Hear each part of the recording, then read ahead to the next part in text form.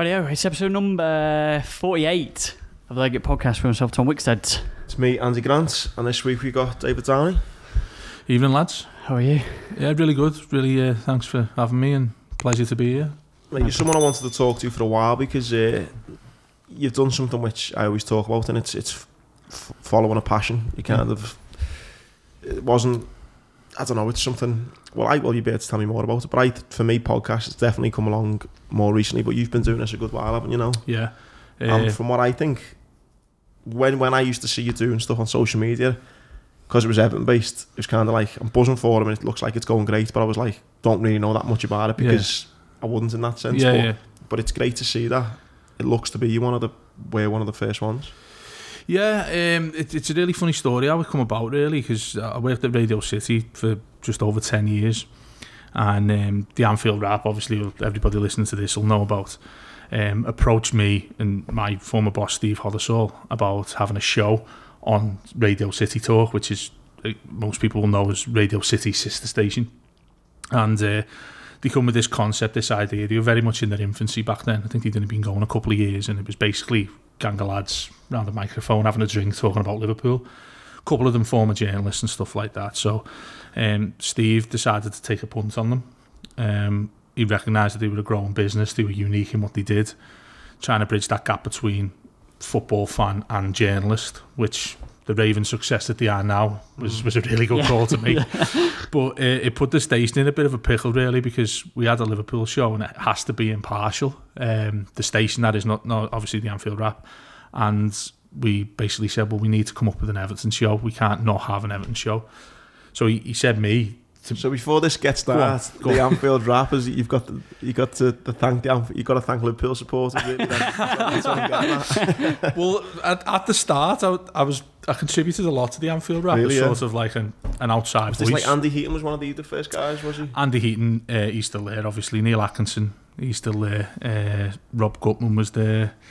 I think I'd say most of them who are still there now all started it off, really. But it was mainly those lads, and Gareth Roberts, of course, as well. He's a cracking fella.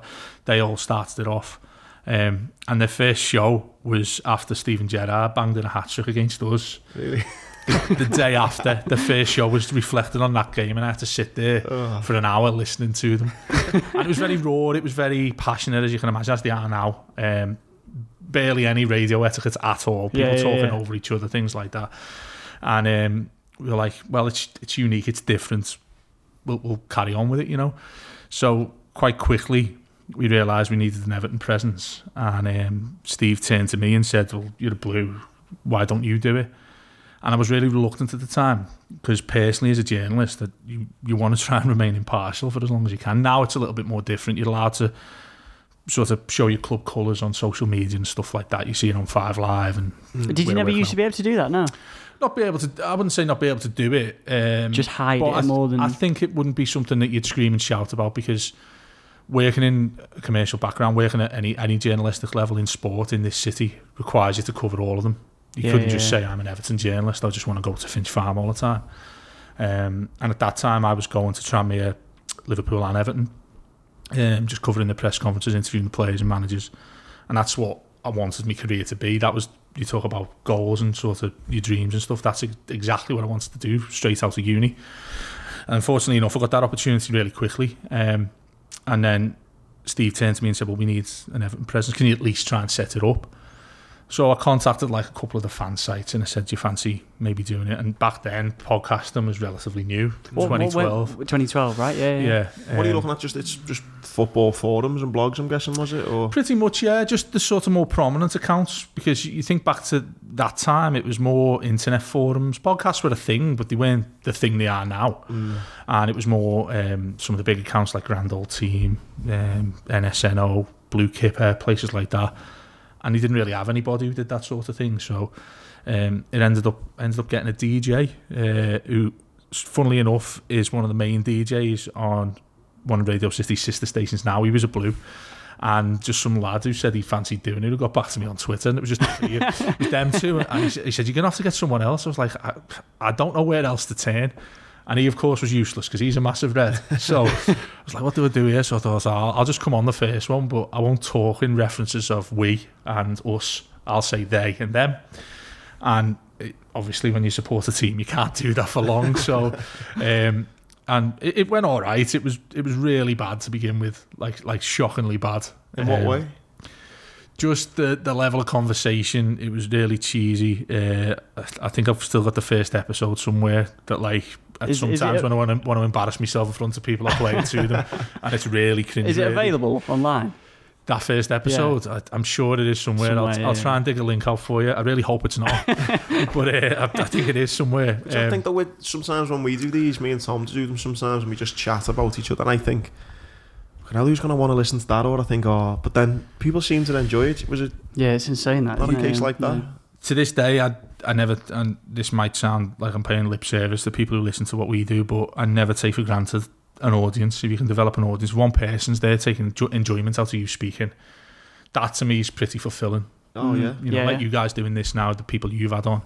If one person said that was brilliant, or you've seen your Instagram account and somebody says a nice comment, that means the world. Yeah, it's quality. It really is. Yeah, honestly, and that's what you get in it for. Really, I had no designs on it becoming a business. I had no designs on making any money from it at all, and it's just sort of snowballs really to the point where we didn't fully realise what we were doing and how sort of revolutionary it was, because it had the audience already there in terms of being on a local commercial station. Radio City is one of the biggest local commercial stations still now, but at the time it was the biggest one outside of London.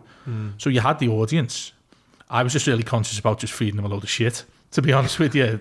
Why would they carry on listening to this? And I was saying to Steve all the time, listen, our figures are going to go down the drain here because they know we're doing this.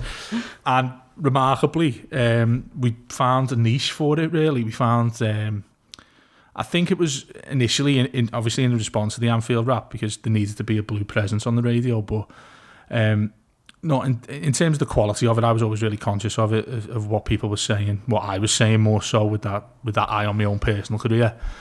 And we started to get more and more people involved who were becoming more prominent in the podcasting world. So you've heard the Toffee TV. Yeah.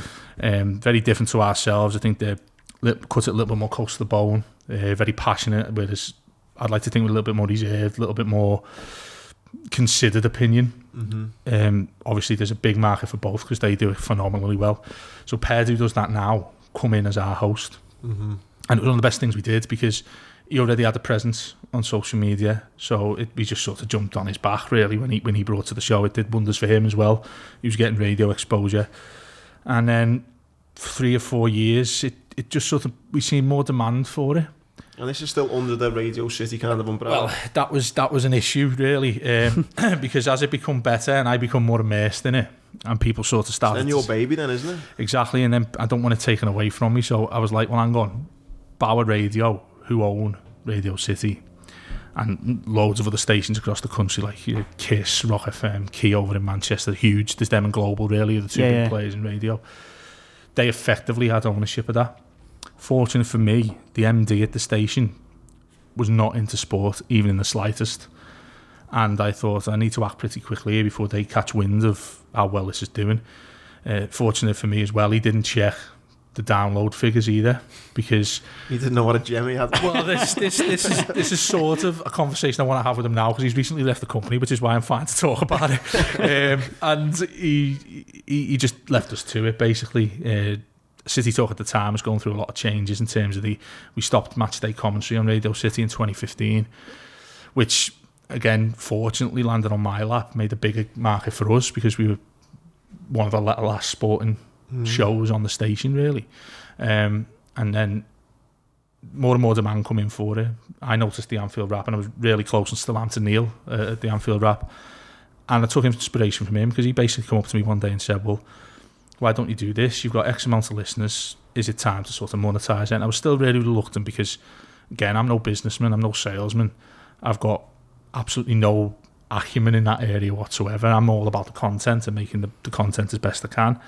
And he said to me, well, why not? We just sort of did it on a trial and error basis. He said, what you've got going for you is there's only you 100% are in charge of this thing. He's got like 8 people who have to make a decision before, at the time, they could do anything. He said, so why don't you just follow our lead? I said, how do you mean? He went, well, I can tell you what works in terms of costing, companies you work with, how you host your podcast, who you talk to, He said, you can just follow the lead from me, and effectively you won't make anywhere near the amount of mistakes we have. So I thought, well, that seems pretty logical and risk-free. So I took a lot of... And it's really nice. That's quality, yeah. He's a quality lad. He's brilliant. He'd do anything for you. He's got a lot of time for you. Obviously reciprocated it. You know, we'd always get them on to talk about derbies and stuff like that. We do a lot of mixed content and things. That's what it's about, though, isn't it? When these projects are starting, like, there's no need whatsoever to be like, life is hard enough anyway. There's no need to be a dick about it. Just help each other out, man. Well, it's ironic, really, because you'd think that the most accommodating people would be fellow fan sites and stuff like that, and they're not really. That can be really competitive. So we're the biggest Everton podcast now, and I say that quite proudly, but there's others who do their own podcast, and they'll be wary of us, and us of them. We'll be looking for like gaps in the market, what trends, what fans are looking at. Yeah. And they'll have them instead of us, and it can be a little bit of a risky one, you know what I mean? And it can be, not animosity, everyone's friendly, but, you know, people essentially are out for themselves. Yeah. Whereas them, they have no concern in our content, and I have no concern in theirs, so it was mutually beneficial. You know, we were on the same radio station, so... but how quality is it, though, that you know, we live in a time, I've said this so many times, that you can literally buy a load of microphones like this. We've got some cheap, shitty, you know, 150 quid cameras. Anyone who's watching this, there's nothing cheap about this, by the way. Absolutely nothing. There's no expense spared in here, honestly. Well, yeah, the room, yeah.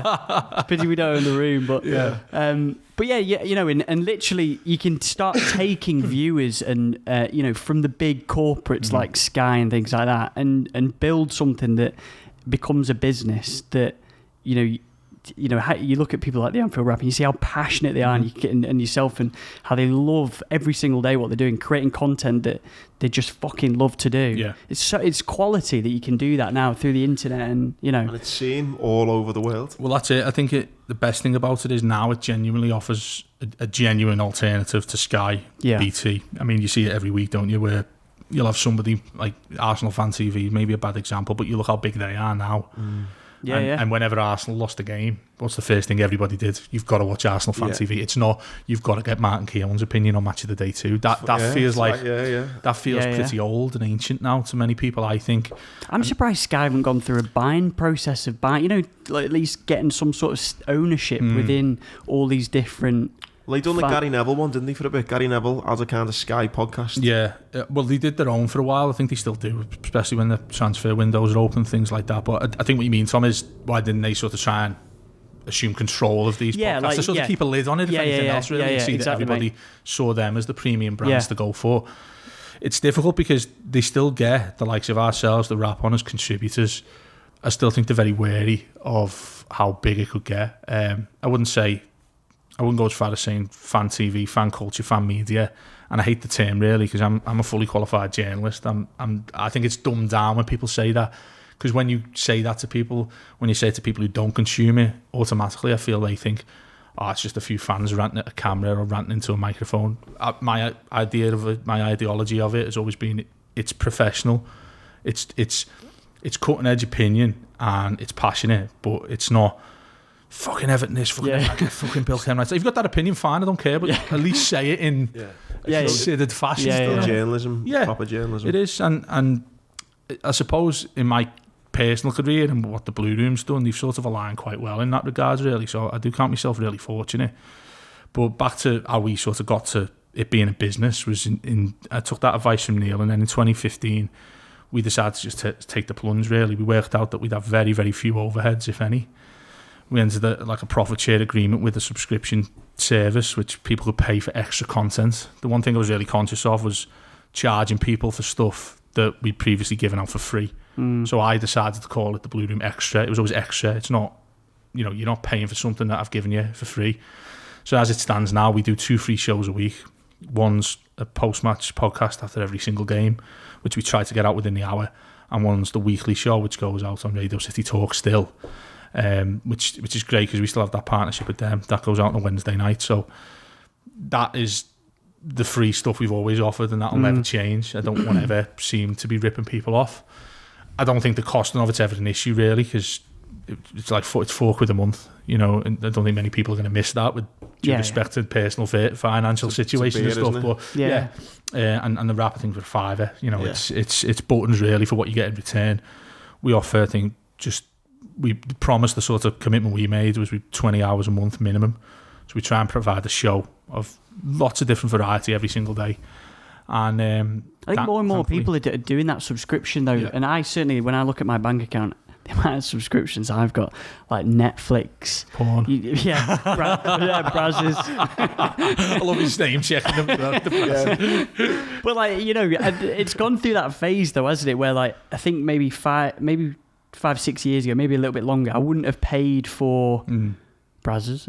I wouldn't have paid for as much as I do now. Because I don't like, I'll pay for things because I don't want adverts in them. Like, there's more things I pay for because I think people value that, the effort that goes into something like that, and you know, rather than 10 years ago when we tried to, you know, maybe not pay for as much. When you're seeing as well, like you mentioned before, why would someone want to see, if you're an Arsenal fan, Martin Keown talk, like some of the journalists that you see and pundits you'd have on, or ex-pros, should say, it's not journalists. You don't value their opinion half the time. And they're doing journalist jobs. I think that's what, if you were to get bitter about it from somebody who is a journalist, that is the sort of thing that grates on you a bit. When you watch Soccer Saturday, for instance, and everybody watches it for whatever banter they go through and all that, and it's huge, isn't it? So everyone watches Soccer Saturday. But when you've got Paul Merson saying stuff like, the Crystal Palace fullback, what's his name? Or if they're covering one of the championship games, the left back's just passed it to the midfielder, and the striker, what was his name again, Jeff? And you're like, mate, you paid an obscene amount of money. At least do a tiny bit of research. That's why I can't stand Jamie Redknapp. And Jamie Redknapp is atrocious as a pundit because there's just zero. You can tell there's zero research. I'm lucky enough to be good friends with Chris Kirkland and Neil Mellor, who I've worked with quite closely over the years. And they're two people who actually research what they're doing. Don Matteo's the same. Will come in whenever they're doing anything, when they did it with us in Radio City, with pads of paper and notes. Really, yeah. And they've properly... I mean, Neil Mellor, when he finished playing, I remember having a conversation. I've done a bit with him on LFC TV, nice guy, yeah. He's a lovely fella. And what he decided was he had to retire early at 31, I think it was, because of his knee. He went and got a journalism qualification in Preston because he felt he wasn't of an adequate standard to present alongside others. I mean, that says it all, doesn't it? Yeah. But how many footballers or ex-footballers are going to have that level of humility? None of them. No. And that's why you see that on the telly and you think, wow, you know, there's podcasters, there's amateur journalists out there, people who just own a blog, who could probably offer you more insight than that person. The only reason they're on the TV is because of what they've done. And I find it when I watch it now with commentators too. You listen to maybe like Steve McManaman on BT and he'll just literally retell what's just happened. That's not what they're there for as a co-commentator. You've just had the commentator deliver that. You're there to offer insight. What's that player feeling when he's going through that? Why has he crossed it with the outside of his foot rather than taking it back onto the inside? That's what you want to know, I think. That's why they're there, to offer that side of things. They've played the game to that level.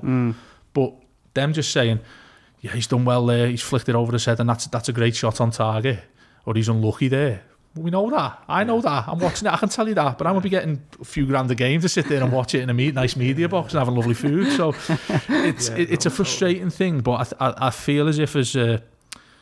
I don't know if community is the right word, but for the sake of this, I think it is. As a journalistic, as fan media, whatever you want to call it, that community is rapidly growing right now. And it's becoming a big presence. I mean...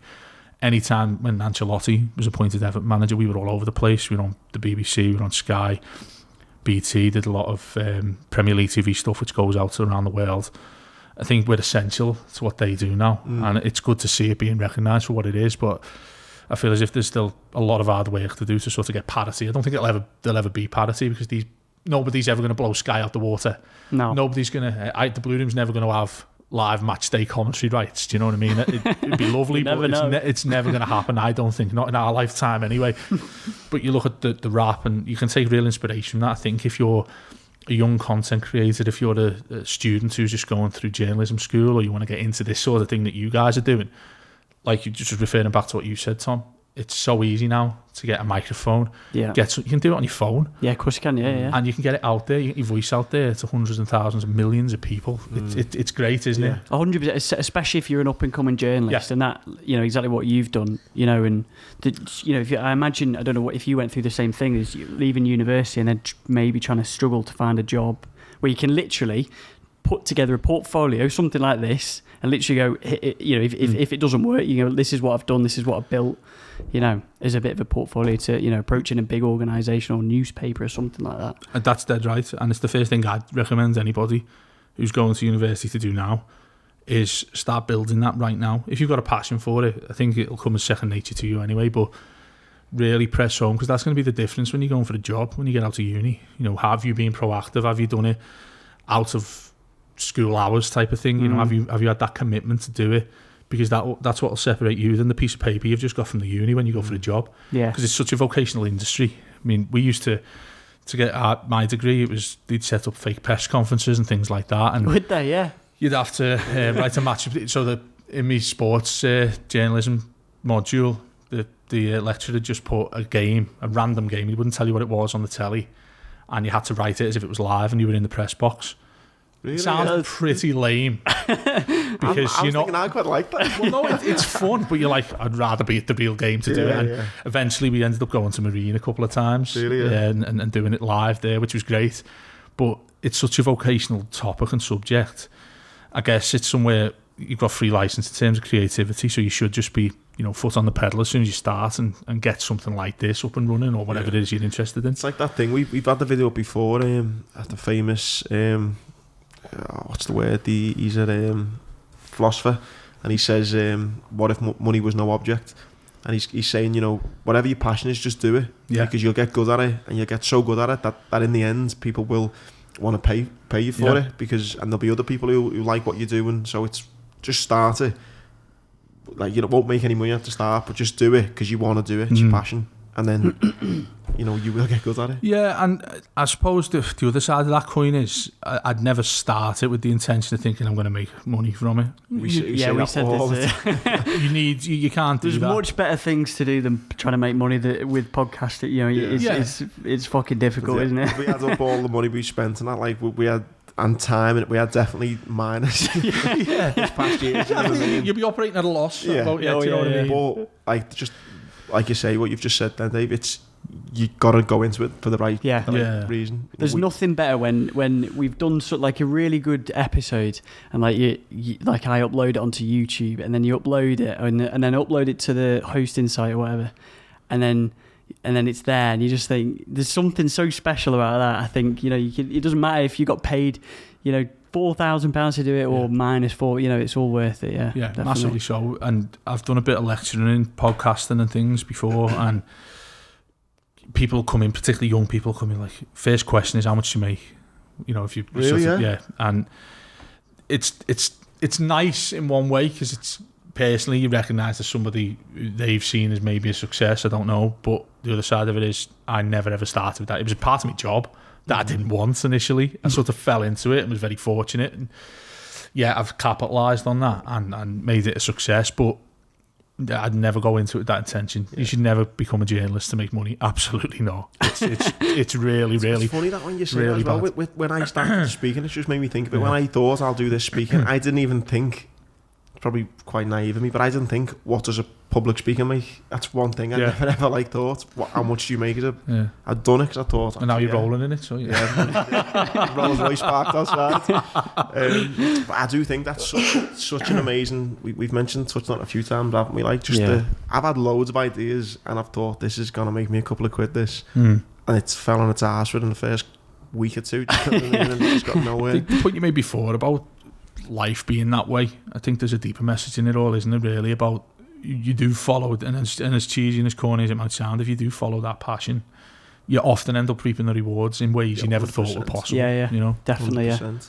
Whether it's through friendships or the people you meet. The conversations we've had, it's just it's amazing. Insane. And you get fulfillment from that anyway, don't you? Yeah, Yeah. 100%. If you like, us guys, love talking to people. That's what you're going to do. You want to communicate. You know, tonight I'd be sat at home watching the soaps because my missus would have them on or something like that. I was sitting there on my phone all night. You want to get out and talk to people. There's not enough of that with digital all the time, is there? So we had Brian Reid on, journalist. And he come away with it and he texted me the next day and said, mate, I really loved that kind of trip down memory lane, because he's like, I think he pretty much, I think it was over a beer at the match, he said, like, you don't kind of do that. Oh no, what it wasn't, it was his son Phil said, you know, he will have enjoyed that, because normally he's at home with his missus, and if he'll go to tell a story that his missus has no doubt heard before, it's like, oh fuck, oh, again. Whereas obviously for us and every other listener, they were like, oh no, Brian, great stories, and Brian loved going down memory lane, but it's not something that you do all the time, is if you're at home with your missus and you're watching the telly. And it'd be worse for him only because he's a written journalist,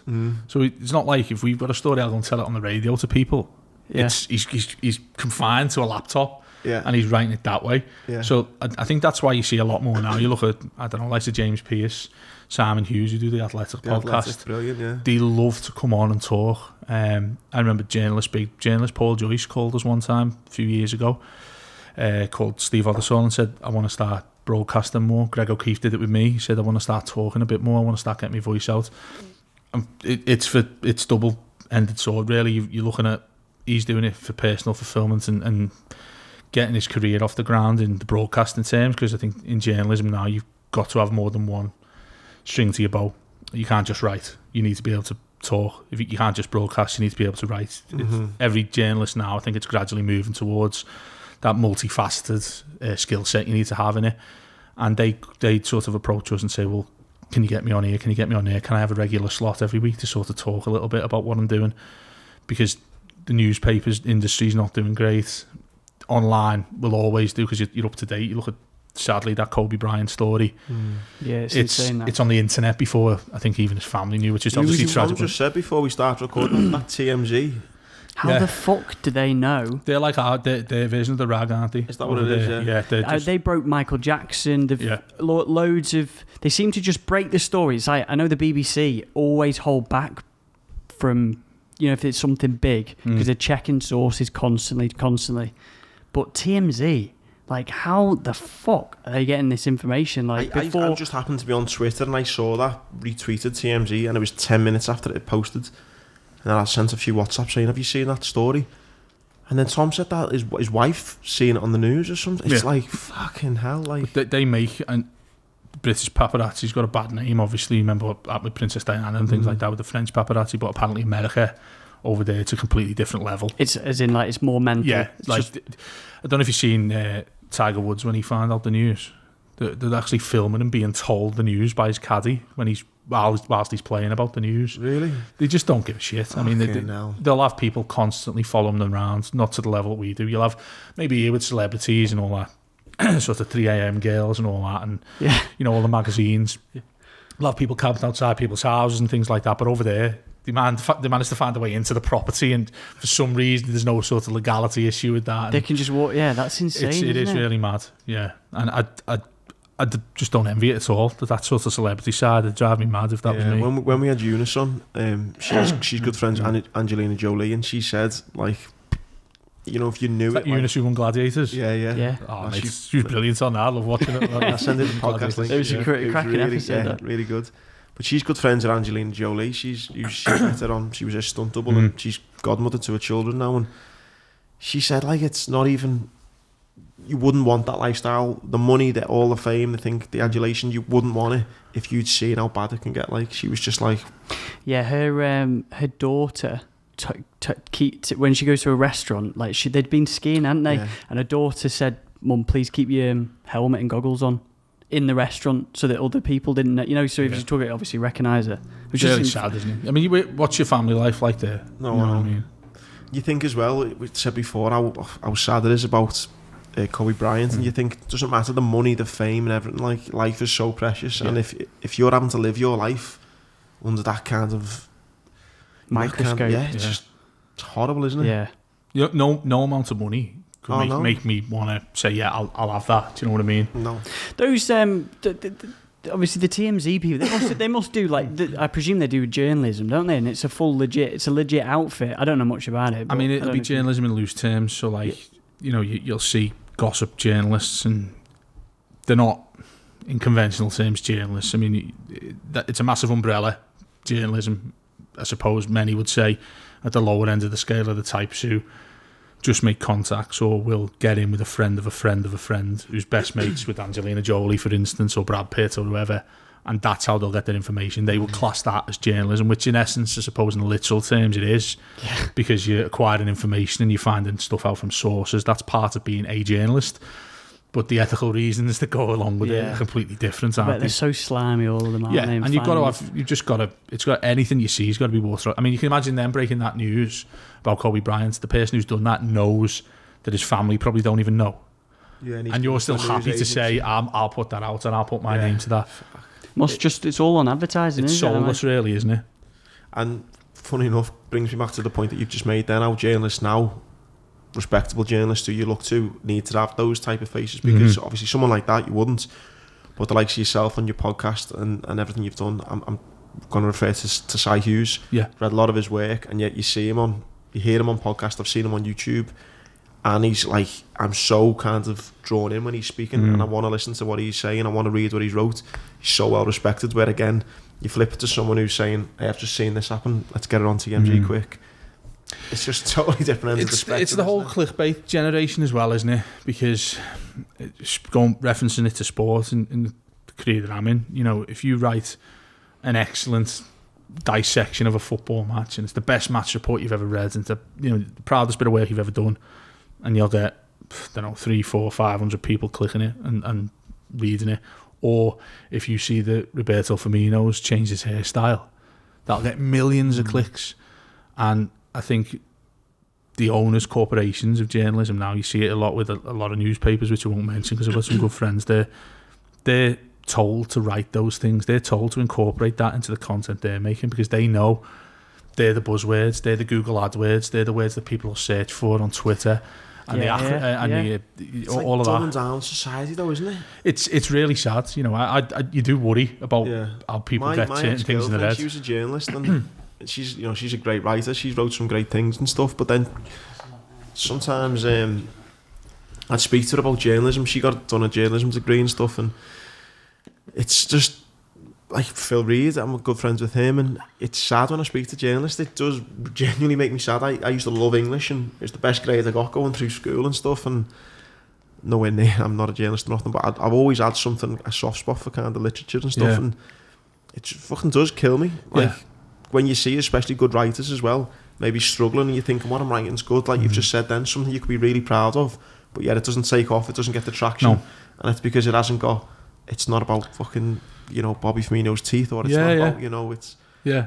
It's gutter press, isn't it? I mean, the particular downturn in that really sours taste in your mouth is when you see stuff like the Daily Mail writing an article on Raheem Sterling taking a budget airline to his holiday destination. It's like, well, I personally think it's quite obvious some racial undertones there. Oh, yeah. Did you see that tweet when it had both headlines, and it was the Foden, wasn't it? Yeah. I think it was. And then it wasn't Raheem, it was the other. There was a black lad, another one in the Man City reserves. Yeah. So two reserve players, essentially. And oh my God, one was fucking, I think it was the house it was. One bought a house for his mum. Yeah. And it was like, the white kid buys a house, mansion. Yeah. Wow, look what he's done for his mum. The black kid does a fucking overpaid superstar, fucking flashes out. Yeah. And that's the real, so you're like, that's agenda. You know what I mean? It's people who own these facilities now constantly will peddle that line to their staff and say, look, if you want to work here, and I think many are over a barrel. People I've spoken to in national papers, they feel like, journalism is meant to be all about free speech, but it's really anything but. It's free speech as long as you incorporate my speech as well. Do you know what I mean? And that's no world to live in, I don't think. I'm not sure how they do it, really. Because it's a conscious thing with your conscience, isn't it, as well? Because in my head, I couldn't write something like that which potentially compromises somebody in a negative way or has those sorts of racial connotations. I couldn't do that just to get my work out there or just to see my name as a byline on a newspaper. I just couldn't reconcile that in my head. Yeah. You've got to have a thick skin to be able to do that sort of thing. You don't even know where it's going either, do you? Like, where does it kind of stop? Like exactly. Well, that's what's scary. I mean, you look at the way the country is now, very divided. There's a strong right-wing agenda coming to the fore now. With that sort of those sort of things happening, Holocaust Day as well. Obviously, feels pertinent to talk about it. That's how these things start. It was 75 years today, wasn't it? Yeah. Since Auschwitz was liberated, wasn't it? Really? Yeah. Wow. Yeah, 75 years, and those sort of things happen by people being allowed to, and it's that thing, isn't it? It's a convention you're always taught when you start journalism. Is there's two conventions in the European Act of Human Rights, and that's freedom of speech and freedom of privacy. They conflict naturally. You have to write thousands of essays on them in journalism, and that's exactly what it is. You know, you think, well, you've got right-wing people, idiots like Tommy Robertson, allowed to broadcast, but if you dampen what he does, if you don't give him that platform, if he's not given the same platform as everybody else, his followers and people of that who lean that way will say, well, what about his freedom of speech? He's allowed to say these things.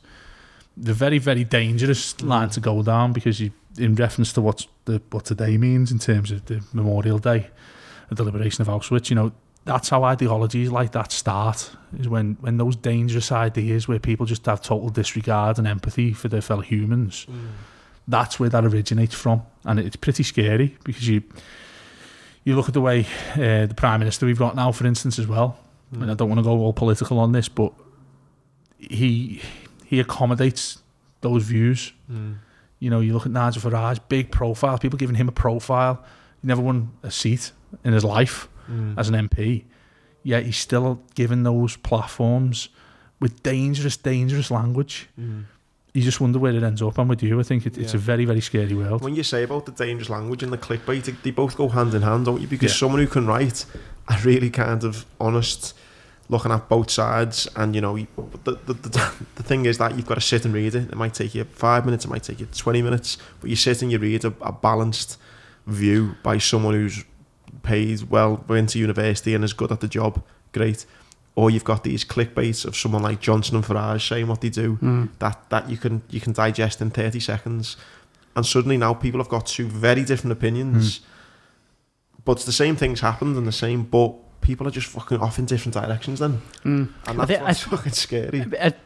I was having a look on YouTube before on about Kobe Bryant, and I feel like there was. So I've fallen into this clickbaity thing before, because, and you may well have, because this whole thing is about views, isn't it, and attention, and that attention is the market, really, isn't it?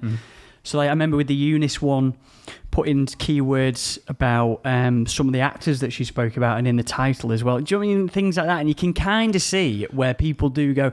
I saw on YouTube today, people were doing videos about Kobe Bryant, and of course, some of them knew them, but then there's a back thing where you think, like vloggers and things like, are you actually doing it because of that, or are you doing it because you know that obviously his keyword is trending like fucking crazy, and that is. Oh, you mean people making videos? Yeah. It's an integrity thing, isn't it? It's about how far are you willing to go? Yeah. How far are you willing to compromise on what you do? You think what you guys are doing right now? Say if you want to go and sell this to people, you would get the easy way to do that would be to get the most biggest loudmouth person you can possibly get with the social media following to come on and rant about something. And you, Tom, when you're editing this or when you're editing that piece, take out the most controversial 30 seconds of that and put it out as a clip. Yeah. You'll get retweets galore, you'll get extra followers galore, and you'll get extra subscribers galore. Yeah. Where does that sit in your conscience? I think it's well, that's what I mean. But the thing you'd have to do then, and we've had it ourselves, like when controversial things have happened at the club, and we'll get someone on and they'll go in really strong. I've done it myself, going really strong on a particular player. Me and you have had that debate over David Moyes recently, haven't we? Very, very easy thing to do. I'll sit there and slate him, and I'll form a sentence that sounds great, something that you want to play as a soundbite, and you're sort of taught to listen to things that way and think, well, that sounds really good, that needs to go out as a clip because loads of people will listen to it. The very nature of that is a conflict within the integrity of what you're trying to do, I think, because you know, you guys could have me on and I could say something completely outrageous or tell you a story that is personal to me that I know about a high profile footballer or whatever. The dilemma you guys would have would be, oh, that was a really good show with Dave, we'll just put it out as it is. But we'll get shitloads of followers if we put that he's just revealed that piece of news about that footballer. That's the ethical dilemma that you constantly come across with stuff like that. We'd be very careful not to, especially when, like you say about the clip thing, is anything can be taken out of context, and just having that, like, we don't edit any of this at all, so that there's some sort of, there's context around everything. Integrity, isn't it, itself, exactly. And that 1 minute clips that I do is so careful. Not that we say anything that can be taken out of context, but you never know what people look at and listen to and how they listen to it. So you spot on. We've always just wanted guests on. Maybe we've done it for the right reasons. I guess that who are just, a lot of them have been like, even this chat, like it's inspirational for me when I listen to someone who's followed the passion and done it. So a lot of the guests have been that kind of inspirational stories. So we've kind of not got into it, have we? To I mean, hopefully one day the podcast is fucking as big as Joe Rogan's, but I mean, it's never kind of been, let's get this little. Let's get them to reveal this type thing. Well, you look at Joe Rogan there, if you take him as an example, and I've only listened to a few of his things, or Jamie Carragher's just launched one, hasn't he, now?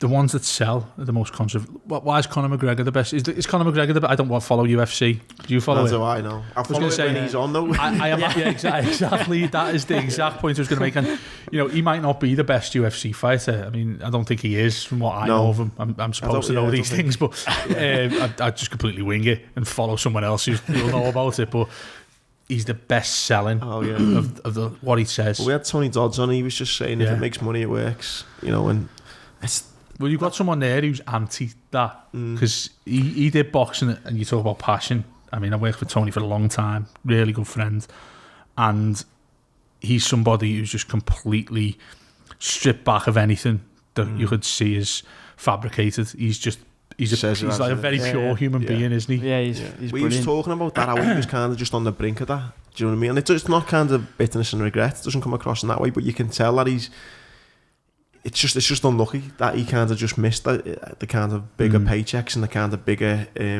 social media and all that. Thing. You look at if Matchroom was as big as it was when Tony was in his pomp, he'd be up there with everybody else now. You look at Paul Smith, what he's gone on to achieve in terms of broadcasting career. Well, that's what Tony mentioned. That you some people are unlucky. I mean, the ex-players that we've worked with are generally quite bitter because they missed out on the big income that come along with the Premier League. So, like John Aldridge, who worked with quite a lot, just missed out on that by a couple of years, maybe even months. And you're like, you would be, I think, though, mate. And I'm very not again, like, not money at all. Money makes the world go round and all that. But I'm not like, I've never ever set any financial goals in that sense. However, if I was John Aldridge, and he's on average, I think he's got one. It's better than 1 in 2 he got for the 100-odd games he played. And yet you're looking at maybe someone who Liverpool signed who's shocking, and they're on 30 grand a week. Yeah. You fucking would be bitter. Like, I don't care who you're at, you would be. Because you've got miles more talent than them. You've earned a pittance compared to them. Yeah, completely agree. I would find that very hard. But going on the whole like Conor McGregor thing and all that, it's mad, isn't it? And we spoke the other day about the social media side of thing, and I suppose the counter argument's what you were saying before, and the kind of advice that you're giving, as great as it is to go out and buy all this, the thing that I personally hate, I don't hate it, but it gets me back up a little bit, is how, I suppose it falls back into what we were saying then, how you can kind of just skip a lot of things out, get to the top, but you're not actually, like, it's not warranted. For example, like, you're not a qualified journalist, you're not a very good, you've just kind of done something stupid, or you've said something controversial, and suddenly, oh wow, the KSI, like, Logan Paul. But well, that True Geordie podcast I've been on, and he's flying. He seems to be doing really well. He came to prominence because he had a rant about Nile Ranger.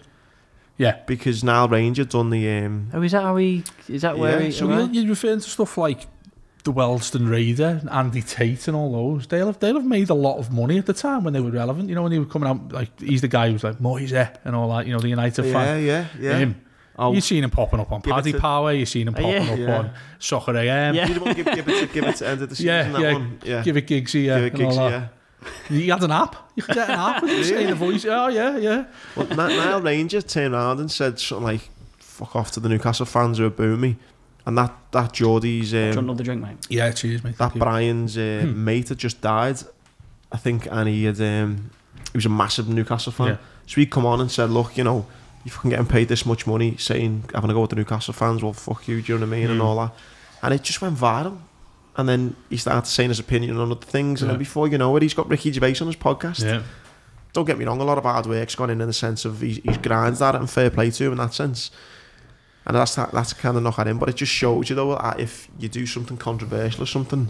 Yeah, I mean, you look at it now, even when I'm working at 5 Live, you know, you've got Sam Quirk, hosts 606 now. Now, 606 is a British institution.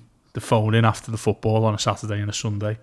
She's hosting that, but she's a hockey player, and she gets a hell of a hard time on social media, Sam. And she's a really nice person. Yeah, I've worked with her a few times and stuff. She's nice. But people would say, and I've seen people today, because she's been talking about the FA Cup and scrapping replays and stuff, and people are on at it, and the language, and you'll know it yourself, I've had it myself on social media, the abuse you can get off people because they think it's just acceptable because you're behind a wall of technology. It's disgusting, really. But you see that and you think, well, she's somebody who's been really clever and savvy about what she's done. So hockey, I imagine, well, I know there's no money in hockey, as if you're a professional hockey player, there's very, very little money. You'll just get it from Sport England for competing at the Olympics, and that'll be just a nominal figure to get you by through the year, to keep you able to do what you want to do. But she's made herself into a profile. She did that, I'm a celeb. Very, very clever what she's done. But you compare that to the conventional way of doing it, which would be something akin to what I've done. There's different ways of reaching those goals. Yeah, totally. Do you know what I mean? And I think you're right. I think it's when you make that compromise, you think, am I okay with that? Am I okay reaching this level where perhaps somebody else might have done it the conventional way and not got there? But I think it's such a cutthroat business. Yeah. Personally, the way I am and the way I'm engineered, I really shouldn't do what I do because I think I'm far too sensitive to stuff like that. And I think I've got too much of a... I'd happily, and I don't mean to sound like I'm pontificating here, but I'd rather see... So when we do stuff on the Blueroom, say, for instance, Sky ring us and say, do you want to come on our show? I'd rather suggest somebody who contributes to what we do, to give them that chance, to give them that opportunity. I suppose it's born out of maybe... I mean, I've suffered from anxiety and I've suffered from social anxiety where I've felt as if... And it's really interesting because I seen a show on this the other day. It's called Imposter Syndrome. Yeah. And it's where you never feel like you're adequate. You never feel like you're deserving to be held in the company that you are. I'd say I've got a bit of that. I'd say I'd sit in a room and I'd be like, well, why do people want my opinion on that? Really? You never fully appreciate what you've done. I get a lot of that. I feel that quite a lot. And despite everything you've achieved, or you'll have noticed if you go back and listen to this, or you edit it, or people who listen to this, they'll say, or Dave said a lot of the time that he's felt lucky or he's been fortunate. And yeah, I know. The only confidence and I feel really cringy saying it about myself is I know I'm good at what I do, but I feel horrible saying that. I'm one of them people that don't like to big myself up one bit, and that is the complete opposite to what you'd imagine somebody who speaks for a living would do. Do you know what I mean? So I'm very much an orthodox type of person that way. And it's a battle, do you know what I mean? Sometimes because there's never known. Like, well, that's it. I mean, you'll know yourself and the people you've both spoken to on this, or your motivational speaking. You'll know that like one thing most humans are good at is hiding stuff. Yeah. And yeah, I'd say I do. You try to hide it in plain sight. Do you know what I mean? I'd be like, well, I'll let somebody else do that because I don't feel I'd be good enough, or genuinely want to give them that opportunity to do so. But a lot of it would be because I feel like, nah, someone else is better at doing that than me. And that imposter syndrome hasn't worn off. Like the more things you've, like the more you've done. Yeah, that's what I was thinking when you were saying it. I'm thinking, surely I could understand why you'd maybe have it initially, but then as it's getting bigger and better, isn't that then confirmation of actually, yeah, you know what, I constantly need that confirmation though, and it's probably like a drug where I just can't get enough of it in an addicted sort of way. So the greatest, like reviews and things like that, people say, oh, great shit like that, on Twitter. It's an old adage now, I suppose, isn't it? But if you get 100 comments on YouTube and 99 of them are exceptional and have praised you, you won't take one blind bit of notice of that if one person said that was shit. Yeah. And that's what I'm like. I'll home in on that. I'll speak to that person, even though they're just maybe trolling you or just want a reaction or they don't like you. And I'm pretty obsessive in that regard, really. Yeah. Which I've always seen as a positive, because I'm thinking, well, I'll end up winning that person over, and if I do win them over, I'll feel great about it because they completely changed the views on me. But it's that old saying, isn't it? You can only please some of the people all of the time. Yeah. You can't please everybody some of the time, or something like that. And yeah, that's sort of an insecurity I have. The industry you're in, then that is a really tough one. I remember when we got there was a few, you know, on YouTube you can either thumbs up or thumbs down, can't you? I remember, I think we got like, it was a really good episode, and I think it was like 120 thought, and then there was like 4, and I was like, what the fuck? Like, why would... Yeah. But what somebody said to make them think. But as a percentage, 104 over 4 is, you know, it's not, you know, it's 90-something%, you know, positive, isn't it? You know, but we done the story with my book on Amazon. It's got 98% 5-star reviews, and it's got 2% 4-star reviews. And I clicked on the 4-star review, and it says, really good book, would recommend to anyone. I was like, well, fuck, why didn't you put a 5-star then? Like, he's the only one. Mate, and I'm like... So does this go out on Apple?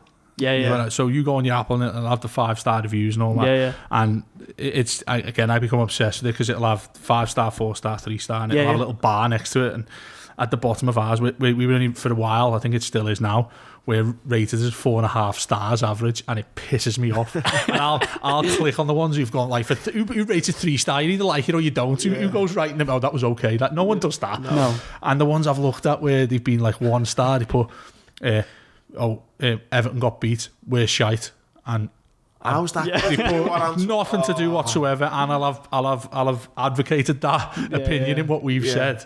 But yeah, people will be like, oh, fucking Everton is shit, I'll just take it out on these. You don't realise what they're doing to you, do you know what I mean? Yeah. Because it's not as if you can go to someone, actually, that 1 star doesn't count, because look what he said after. It's not about me, it's about... Yeah. God, the reviews have so much... Even businesses really struggle with like TripAdvisor and things like that. So that review culture, you know. Well, you see them, they retweet it and share it now, don't they? When somebody's left a bad comment saying, oh, the sheets weren't changed in my hotel last night. And the hotel's like, well, that's because you put a do not disturb sign on the door. You know, people don't realise what they're doing, but it can be really detrimental to your business. At Laughter House, I always go down there. He's great, and he always says at the end of them, you know, it means a lot to us guys, you know, get it on TripAdvisor and stuff, because it's fucking huge now, isn't it? But a lot of people just hate the world. That's the thing that you talk about, how to manage it. I mean, that's how I do it. It's like, fortunate enough, Matt, who hosts all of our content on the Blueroom, again, that's something that I don't feel I'd be adequate enough to do as a sort of thing that's inside my head, even though I've done it for years and I know I'm good at it. I just still have it in my head that I'm not. And I talk to him quite a lot about it, and he's like, well, you've got to focus on the positive ones. Look at what we're doing right. Look, the numbers we hit last month. There's evidence there, constantly information in my face that says we're doing an amazing job at what we do.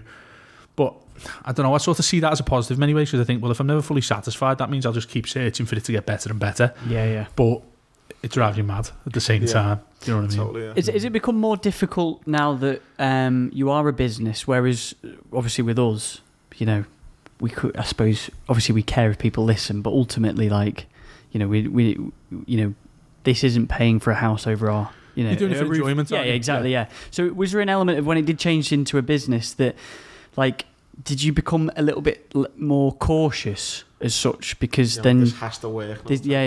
Whereas with us, it's like, okay, if this episode goes Pete Tong, then do you know what I mean? It's not a conventional business, and I don't think it's a conventional industry that way, because I'm not making any sort of investment other than time. Yeah. Which is essentially precious, because I'm freelance now at the BBC, so if they ring me and say, we've got a shift for you here, Dave, I have to do it, essentially. The benefit of the Blueroom is we've made that commitment to the audience that we do that X amount of shows a month. As long as that gets done, I don't feel as if there's any real burden. The only time I do is when, and it's just simply because of the club of support being dreadful a lot of the time, in my lifetime at least, you think some days, I really can't be arsed with this. I really don't want to talk about this. There's only so many times I can moan, but you'll have noticed from my followers on Twitter, everyone loves to moan. So you're still catering for that audience. Financially as well, like I say, there's no genuine overheads unless you make a big investment on something. So like your equipment and you know, the wonderful place where we record now. If you were to buy something like that, then you're thinking, I've got to make that money back somewhere. Or you know, it's just an expense you're willing to pay for yourself. But there feels a pressure to. What about content? As in, like the content you put out, are you more cautious now because there's a pay? It's a good question. Yeah, it's a good question. As in, do you feel as if you're giving sufficient value for money? Yeah, I think so. I feel as if when we're constantly asking for feedback, I think that's what we do that a lot of us don't. A lot of other people are averse to that because they think that, well, if they're listening to us, we're doing something right. I'm not totally subscribed to that opinion because people could be listening to you for negative reasons. They could be listening to you to make a mockery out of you. They could be listening to you to get inspiration to do something for themselves. They're not listening to you because they enjoy it. And I want them. Never thought of it like that. So I want people to listen to it, to enjoy it. You could get somebody who doesn't like you, Andy, listen to this thing, get on this podcast, he's shite, he can't talk or whatever. You don't want them listening for those reasons, do you? You want them to listen because they enjoy the product. So there's a quality assurance type of thing. I'm a stickler because I'm a producer by nature. Sound quality, duration, are we following a particular running order if we've got one? Some of our shows are completely off the cuff like this. Others, we have a set structure of what we're talking about. The radio show at least has to be timed. Those little things. And again, you talk about not having a wider perception of what people think of it. We've done a series called Diaries of an Old Lady, and it's basically to document all of, as much as we can, talking to as many former players, fans, any sort of stakeholders at Everton, and documenting their favourite moments of Goodison before we move to Bramley-Moore. The end goal for me is to turn that into a book. I'm going to write up all of the stories that we have, but as we go along, we're putting them out under the paywall as a series. And I've been really self-indulgent with it in terms of the production of it. I put mixes together from commentary from old games, music at the time and stuff. It's a great project, that. And the thing that I get from it, the fulfillment I get, because you can be lazy about it. I could get up one morning and think, oh yeah, we've just done one with Joe Royle. Just put it out. I won't put that production on it. I won't put the nice music on it. I won't, spruce it up to the best I can, get the best sound quality and anything. But you talk about passion. The passion for me is somebody saying to me when they've listened to it, oh, mate, have you got that 3-minute mix you did? Have you got that as like a file on its own so I can play it in the car? They're the wins you get. They're the victories you get from doing that. And you guys will get that from who you've spoken to. If you get a really good line from a Tony, or you mentioned John Bishop, you get that one golden line, you think, that's exactly why I'm made up, I've done that. You take it away from the conversation. Some conversations we've had, and like this, it just goes off in random angles and stuff, and then the messages we've got, both of us, haven't we? And they're like, oh mate, like we had Lee Butler talking about his addictions and stuff, and we've had the amount of people, mate, who get in touch. I reckon probably since the past year, I reckon about probably over 100. I reckon. Close to 100. Yeah, probably, yeah. Do you know what I mean? And what a story Lee's got as well, by the way. Yeah. Lee was there when I had a heart attack. Really, yeah? Yeah, it was funny. It was funny now. It's probably a good time to come on to that then, mate. So we played a lot of charity football matches at Radio City for the charity cash for kids. I think you'll have done it. I've spoken at one of the events, Definitely. I knew you had. And we had a charity game against QVC. So essentially what we do is someone put on the website just cheap little post saying, if your team wants to raise some money, you can challenge us to a friendly. And we had a team mostly made up of the staff, but they sort of got me to get the sports team that we had on. So we had, he didn't play, but Ian St. John, get them to endorse it and all that, Ian Snowden. And Stuart Barlow, you'll have to try and get hold of him, mate. He's just a card. He's really funny, cracking fella. He played, Graham Stewart played, and Lee played. So we always went into these matches because the reason why people signed up was like, we need some sort of celebrity presence there. Yeah. So we'd always say to Lee, you've got to play. You've just got to play. No one else can come. You're the highest profile we can get, Lee. You've got to come along. What a footballer he is as well, by the way. Is he? Yeah. Brilliant footballer. Greedy bastard. 5-a-side, this is the sort of... No, this is 11. So as you've known me, we should specify really, shouldn't we? The reason me and Andy knew each other is because we worked at JJB Sports together in 2005 or 6. Did you? Yeah. Before you joined when us. I was in sixth form, it was my job there. You played in the 5-a-side team as well, didn't we? Yeah. Which was, I remember do you remember it? Yeah. Cracking little team. Which JJB? Aintree. The retail part. JD now, isn't it? You're originally from Bootle, aren't you? Yeah. So you went Hillside, didn't you? Yeah. After my stint at Merchant Taylors, Oh, did you there? Yeah. It was an eye-opener, like all boys' school. It's like Hogwarts, genuinely, really. What made you go from Merchant Taylors to Hillside then? I got a scholarship to go to Merchants, and I never wanted to go there in the first place because I went to Thomas Gray, which is off Knowsley Road in Bootle.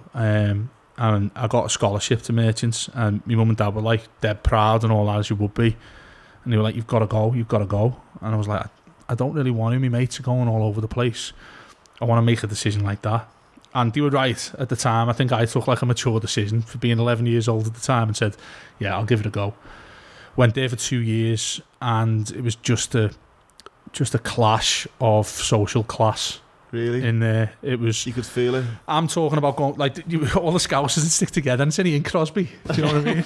You have like 4 or 5 Scousers who are like from nice parts of Liverpool as well. No, not Bootle. Do you know what I mean? And I'd be talking about going for a game of footy in the park on the weekend, and they're on about going like sailing with the dads and going to like Marbella for the weekend. And I'm like, really? Yeah. And don't get me wrong, there are a lot of nice ones, and I still have a couple of people I speak to now who you consider really posh and from upper class background and stuff. But it was just it wasn't me. Do you know what I mean? And I could tell from that age, grades were fine, everything was fine academically, but I just got no fulfillment from going, to the point where I was like, I don't really want to go tomorrow to school, mum, and I'd stay off for a bit. And because my mum was so caring about me, she'd be like, yeah, just take the day off. Do you know what I mean? It's no big deal. To the point where I said, look, I've done it your way. I've tried for a couple of years. I want to go and do my GCSEs somewhere else. So I ended up going to Hillside, and time of my life there, made lifelong friends in there. Do you know what I mean? Yeah. So it was just a social thing really, and it's funny because I find like I get on best with women, and there were none there at all. Yeah. So it's a strange thing. Remember when we had school disco, because there's a Merchant Taylor's girls' school which is about half a mile up the road. Yeah. And they do these discos, and like it's just horrible. All the lads are just standing in one corner, like, oh, look at it over there, but you'd be scared to make eye contact, and all of them being the other. Just dreadful as an environment. I just didn't enjoy it. You need that social thing. That was one of the reasons I left sixth form, because all my kind of mates and the lads I hang around with, like the scallywags, if you like, all cracking lads and all doing really well for themselves. But they were my mates, and none of them stayed on at sixth form, and I stayed on at sixth form. And even though it was only a sixth form in Bootle, and there was no kind of social class there, that like you're talking about, there was still that kind of, I don't really hang around with you as much, and and I was just like, I never felt I could fully be myself. No, you know, they maybe play rugby. They only play rugby and cricket, no footy, which is a big no. Do you know what I mean? We didn't play it at break time on the tennis courts, and I got in there in year 7. And they had rugby trials, and they took it so seriously. You'd have to play on weekends and everything, which I'm like, you've got to be joking. I'm going to the match in the weekend, you know what I mean? That was one thing. And I remember they had like an A, a B and a C team. And obviously, because I was like still 6 foot odd when I was 11 years old, I'm a big fella. And he said, the teacher said to me, well, you're going to play a prop for the C team. I was like, I'm not interested in rugby. He went, well, we want you to play there, because he basically just gives you a big fucker. And it's like that. It's a bit weird actually. He's feeling my arms and all. I'm like, you never get away with that today. Do you know what I mean? This is a real advert for Merchant Taylor, isn't it? If they want to sponsor the podcast. One of the scientists, one of the science teacher I had got done for child porn on his PC a few years ago. Really? Yeah. He's been convicted, so we're safe. Yeah. And he said, yeah, you're going to play as prop in the rugby team, in the C team. I said, well, I don't even know the rules. The only rule I knew was you can't pass it forward. Sideways, yeah. He said to me, don't worry, just grab the ball and run. I was like, all right. I'm not sure. I scored 6 tries in my first game. Did you? No idea what I was doing. I didn't even know that I could pass it. He just said to me, grab the ball, hold on to it and run. And you know, when like, it's funny when you see it now, you know, the like traditional Sunday league with kids playing, and you'd always get one giant kid. Yeah. All the mums are going, there's no fucking way he's under 11. I just picked up about 5 kids hanging off my back, just going like that, bombing it to over the try line. Did a Forrest Gump one time as well and ran it out to play it. Didn't know you'd have to put it down. That was fun, but it weren't me. Do you know what I mean? I wanted footy, I wanted the match, I wanted my mates. Yeah. Just like you say, you enjoy what you grow up around, don't you? If you've had that sort of childhood, so. Yeah, but so how old are you then? 32. Yeah, I'm 31. Yeah. So you'd have been a year below. Yeah. What area? Did you go to George's? Did you? St Wilfrid's. Oh, that's a bit of a. It's gone now. Difference, yeah. It was where top of Hawthorne Road. Yeah. So I was there on sixth form there for a year, and then it was. I was working in JJB. That's when we met, and then. What section were you in on at JJB? On a trainers. Footwear, mate. All the cool kids. Oh yeah. You were up in golf, weren't you? Yeah, I was, but I started in trainees. Right. It's funny. I love golf now. I play golf all the time, but Yeah, I had to dress like a golfer at the time. Did you? Yeah, you had to put like the Colin Montgomery fucking sweater vest on and all that, and shoes and pants. At the top of the stairs. Hated it. Absolutely hated it. It was like, what was it, £3.56 an hour at the time it was. And it was like slave labour, wasn't it? Do you know what I mean? loved the trainers though, mate. I loved it. Do you remember you had to sell shoe care? Yeah.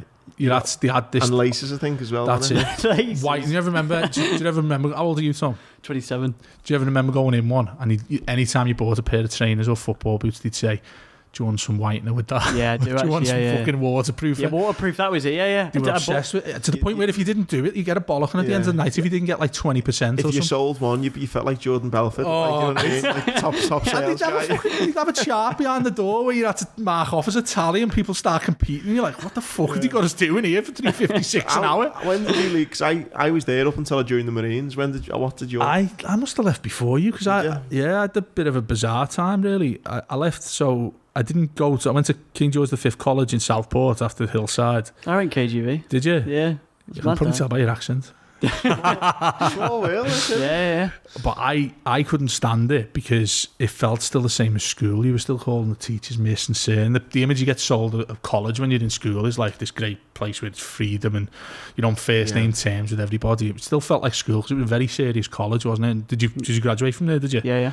Did you find that? Like, as in, it felt very formal in the classroom environment. Well, I went to a different sort of school before that. What did you? Yeah. It's a private school. Kingswood College. Really? Yeah, it's called Scarisbrick Hall now, yeah. Wow. So we can have a chat about these old boys' schools, private schools, mate. That's what I mean. Like, this is why it works, the podcast. I got Scallywag from Bootle and Tom from... Yeah, but that's the funny thing. And any time I've told anybody I went to Merchants and they hear me accent, they're like, nah, you're blacking it. I remember I got put on the alumni page and they had to ring me up and make sure it was me because when I spoke to them on the phone, they were like, it definitely didn't go here, that lad. You talk about that, making you feel my insecurities. I'm like, shit, how's anyone going to take me seriously if my old school don't even know that I went there? It's really funny. But back to the heart, well, I say heart attack, that's sort of in layman's terms. We had a charity game on the civil service up in Thornton. You know, there's a 5-a-side centre there now. They need a fire station up there. Yeah. And it was really weird. So I went on, and obviously I was a big fella, I was bigger than I am now. And I come on as sub in like the 70th minute or something. And I come on for Graham Stewart. And I started running. And obviously by no means any pace whatsoever. I was just jogging in midfield. And went to get the ball. And then started running back. And like sprinting back as hard as I could. And I don't know if you know that point, you'll know because you're a runner. You must do some exercise, Tom. You look like a fit lad. You know when you're running to the point where you feel sick and you're going to throw up and you can't quite catch your breath. I got to that point, obviously, much earlier than anybody else would, being the size that I was. And I just still couldn't catch my breath, despite the fact I'd been stopped for a bit. So I was like, something's not right here. And I was still trying to catch my breath. And I started getting this real pain, sort of in the bottom of my stomach. And I said to the ref, look, mate, you're going to have to stop the game. I couldn't talk to him like that because I was out of breath. So I stumbled over to the opposition side of the pitch and I was like, something's happening here. It felt like dead tense and tight despite the fact I was just sitting there. I wasn't running or exerting myself. And I thought, I'm going to lie down here to breathe properly. To sort of. Has anyone noticed you kind of... No, so I went off, but people just thought, oh, you just feel a bit sick or whatever, and you just come on the pitch, just need some water. And I lay on my back for like 2 minutes and I felt like this headache and daze around me. Didn't feel like I was fully there. And I just managed to stutter out these words to this guy who come over and asked me if I was okay. I said, someone's going to have to ring an ambulance here. And have you ever met Claire Simo? Yeah. So Claire was our manager. Worked there a few times as well. Yeah, she's lovely. One of the most genuine people you could meet, Claire. She's just an angel. She come over to me and said, what's the matter? I was like, I can't breathe. I think something's happening. So they rang an ambulance and we always joke about it to this day. She's trying to force water down my throat, which is obviously the worst fucking thing because I'm trying to catch my breath and I'm in the midst of... It's called ventricular tachycardia, what I went through. So the ambulance took about half an hour to get there. Oh, really? Yeah. And in turn, essentially what happened to me, to sort of not go into too much technical detail, it's exactly what happened to Fabrice Muamba.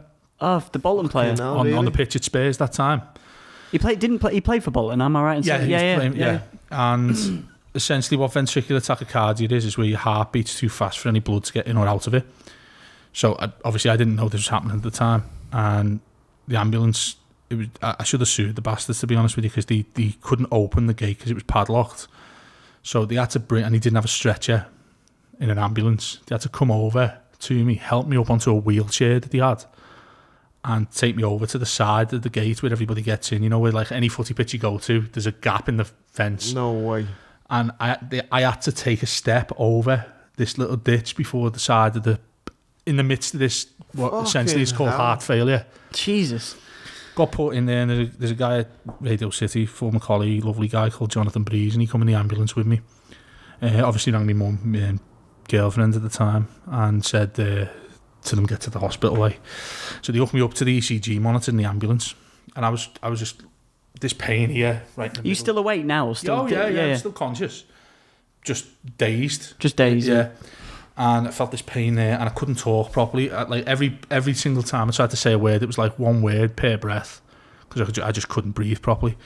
So they hooked me up to it, and Breezy's sitting next to me in the ambulance, and they put the ECG on me, which obviously immediately gave them my heart reading. And I looked at him and I just went, "Am I okay?" Like that. And I laugh to this day. I laugh about it because he looked at me, looked at the monitor, and as you would do in this situation, he was like, yeah, you're fine, don't worry, you're fine. And it was the worst effort at lying to me whatsoever. But I later found out that at the time, my heart was going at 320 BPM.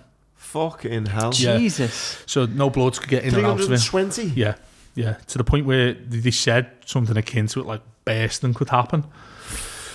So I got to Fazachley, and this is where it got quite funny. Because I was on the... At any point are you thinking, like, I'm having it feels like a heart attack, or... I never felt any chest pain. It was just a tension. And this pain that I keep referring to, like, from pretty much my belly button up to my chest, it was excruciating pain. Essentially felt like I needed the toilet. Really, yeah? Yeah. So, like gas, as in like... Yeah, I suppose it felt like a really extreme wind.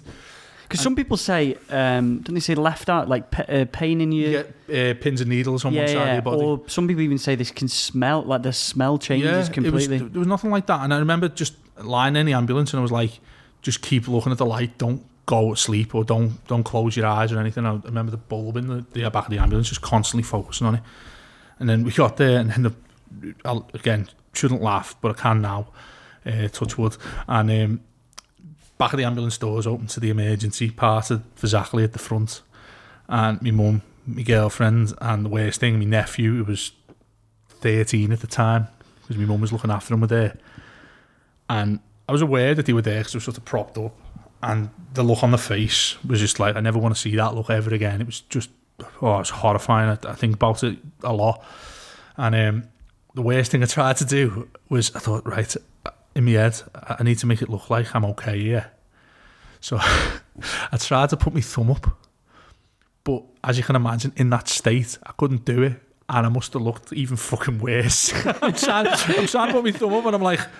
And I must have looked like I was like having another stroke or something like that when I was trying to do it, and they burst out crying. So I got wheeled into the emergency part, and when it really struck me, because I thought all the way this was happening, I thought, yeah, it's serious, but I never felt like I was going to die. You know, I just felt like something was wrong, something serious, but never to the point where this is it. But the real time when it struck home was when I got into that room and he wheeled me in, and I'm lying flat on my back. And you know, sometimes you see it in films where somebody's having surgery and you've got that direct camera that's looking just straight up at the ceiling. And you see heads popping in. And there was about 12 different people sort of peering over me like that. Jesus. At which point I thought, you know, this is really bad. And this guy said to me, he went, well, he didn't explain anything to me because I guess he didn't want to induce any more panic to the situation. And this guy said to me, he went, right, David, we've got to put you to sleep for a minute. Which I obviously later found out was to stop my heart and then restart it. So, like, clinically, you're dead, I suppose. My God. I said, and that was that point I said to him, please don't let me die, to this guy. I've never met him since either. I've tried to. Not that he's there, I just don't know where he is, and I couldn't find his name or anything like that. And I said, just please don't let me die.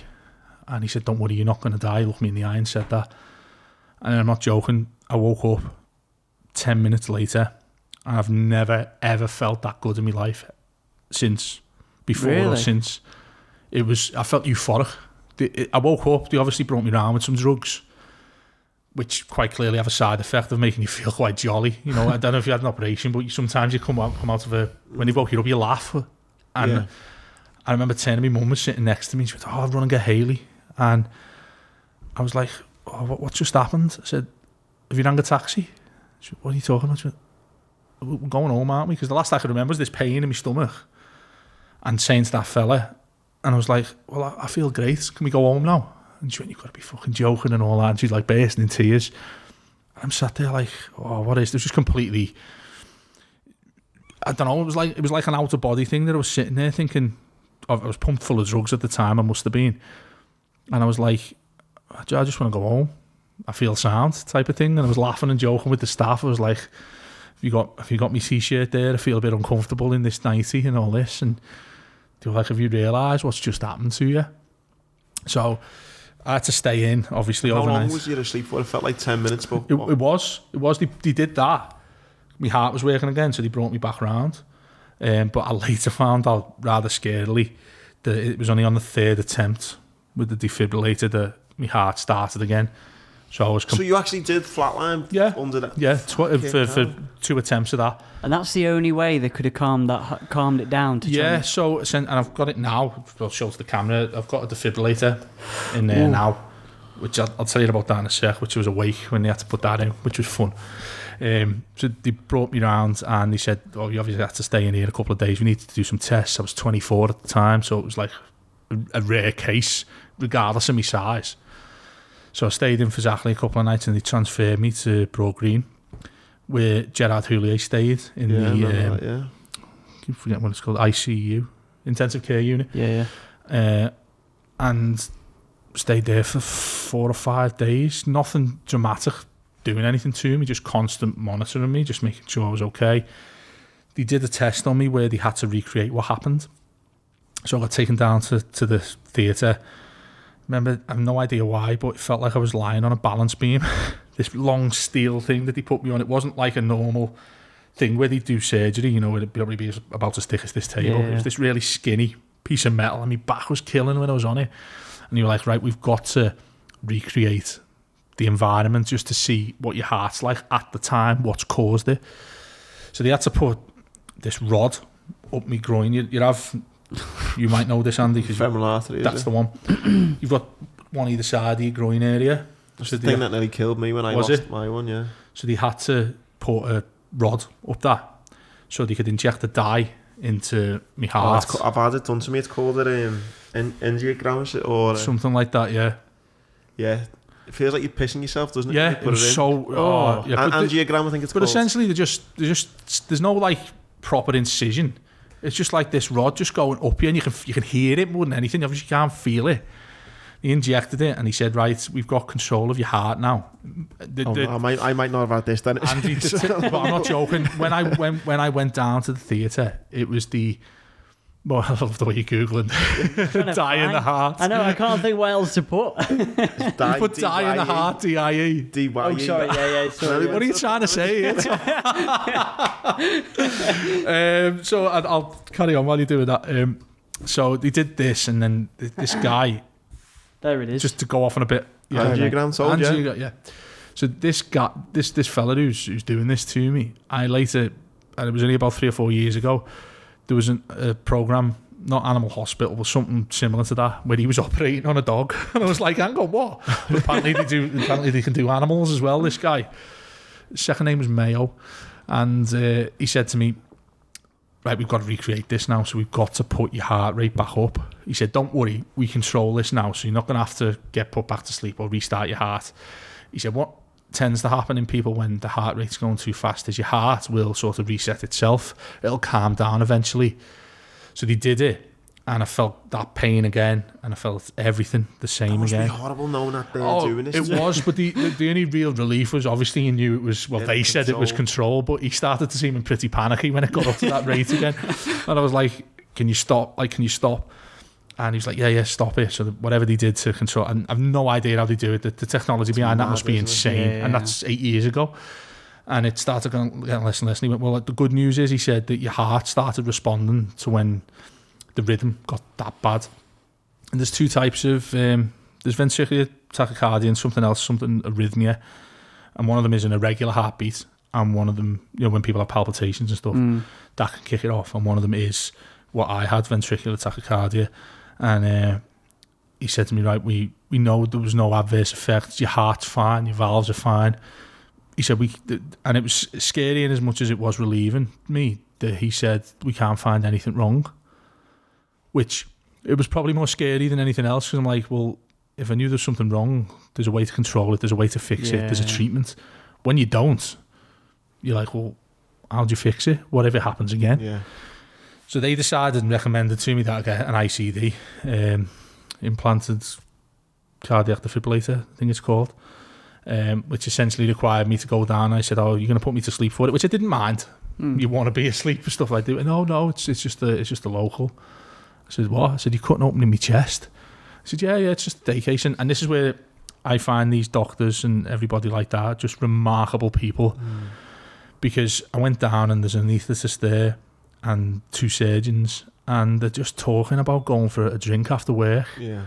And I'm lying there on a stretcher, my heart's there, and you're like, wow, how can you be so nonchalant about this? Yeah. And in my head, I'm like, fucking shut up and concentrate. Yeah. So they made the incision. They didn't. They gave me 3 injections, one just below my collarbone, another 2 around the area. And I remember him saying to me, one of them's really going to hurt, like excruciatingly kill. He said, the other 2 will be fine. He said, I'm not going to tell you which one, because he went, you'll be prepared for it and you'll tense up. So I was like that, oh my God, and it weren't the first one, it was the 3rd, the last one. Oh my God, I've never felt pain like it. And then all of a sudden the area went numb, and he made the incision, as you can see there. It's a big scar as well, isn't it? Yeah, I feel it there, top it. Ooh. No, I mean tap the thing.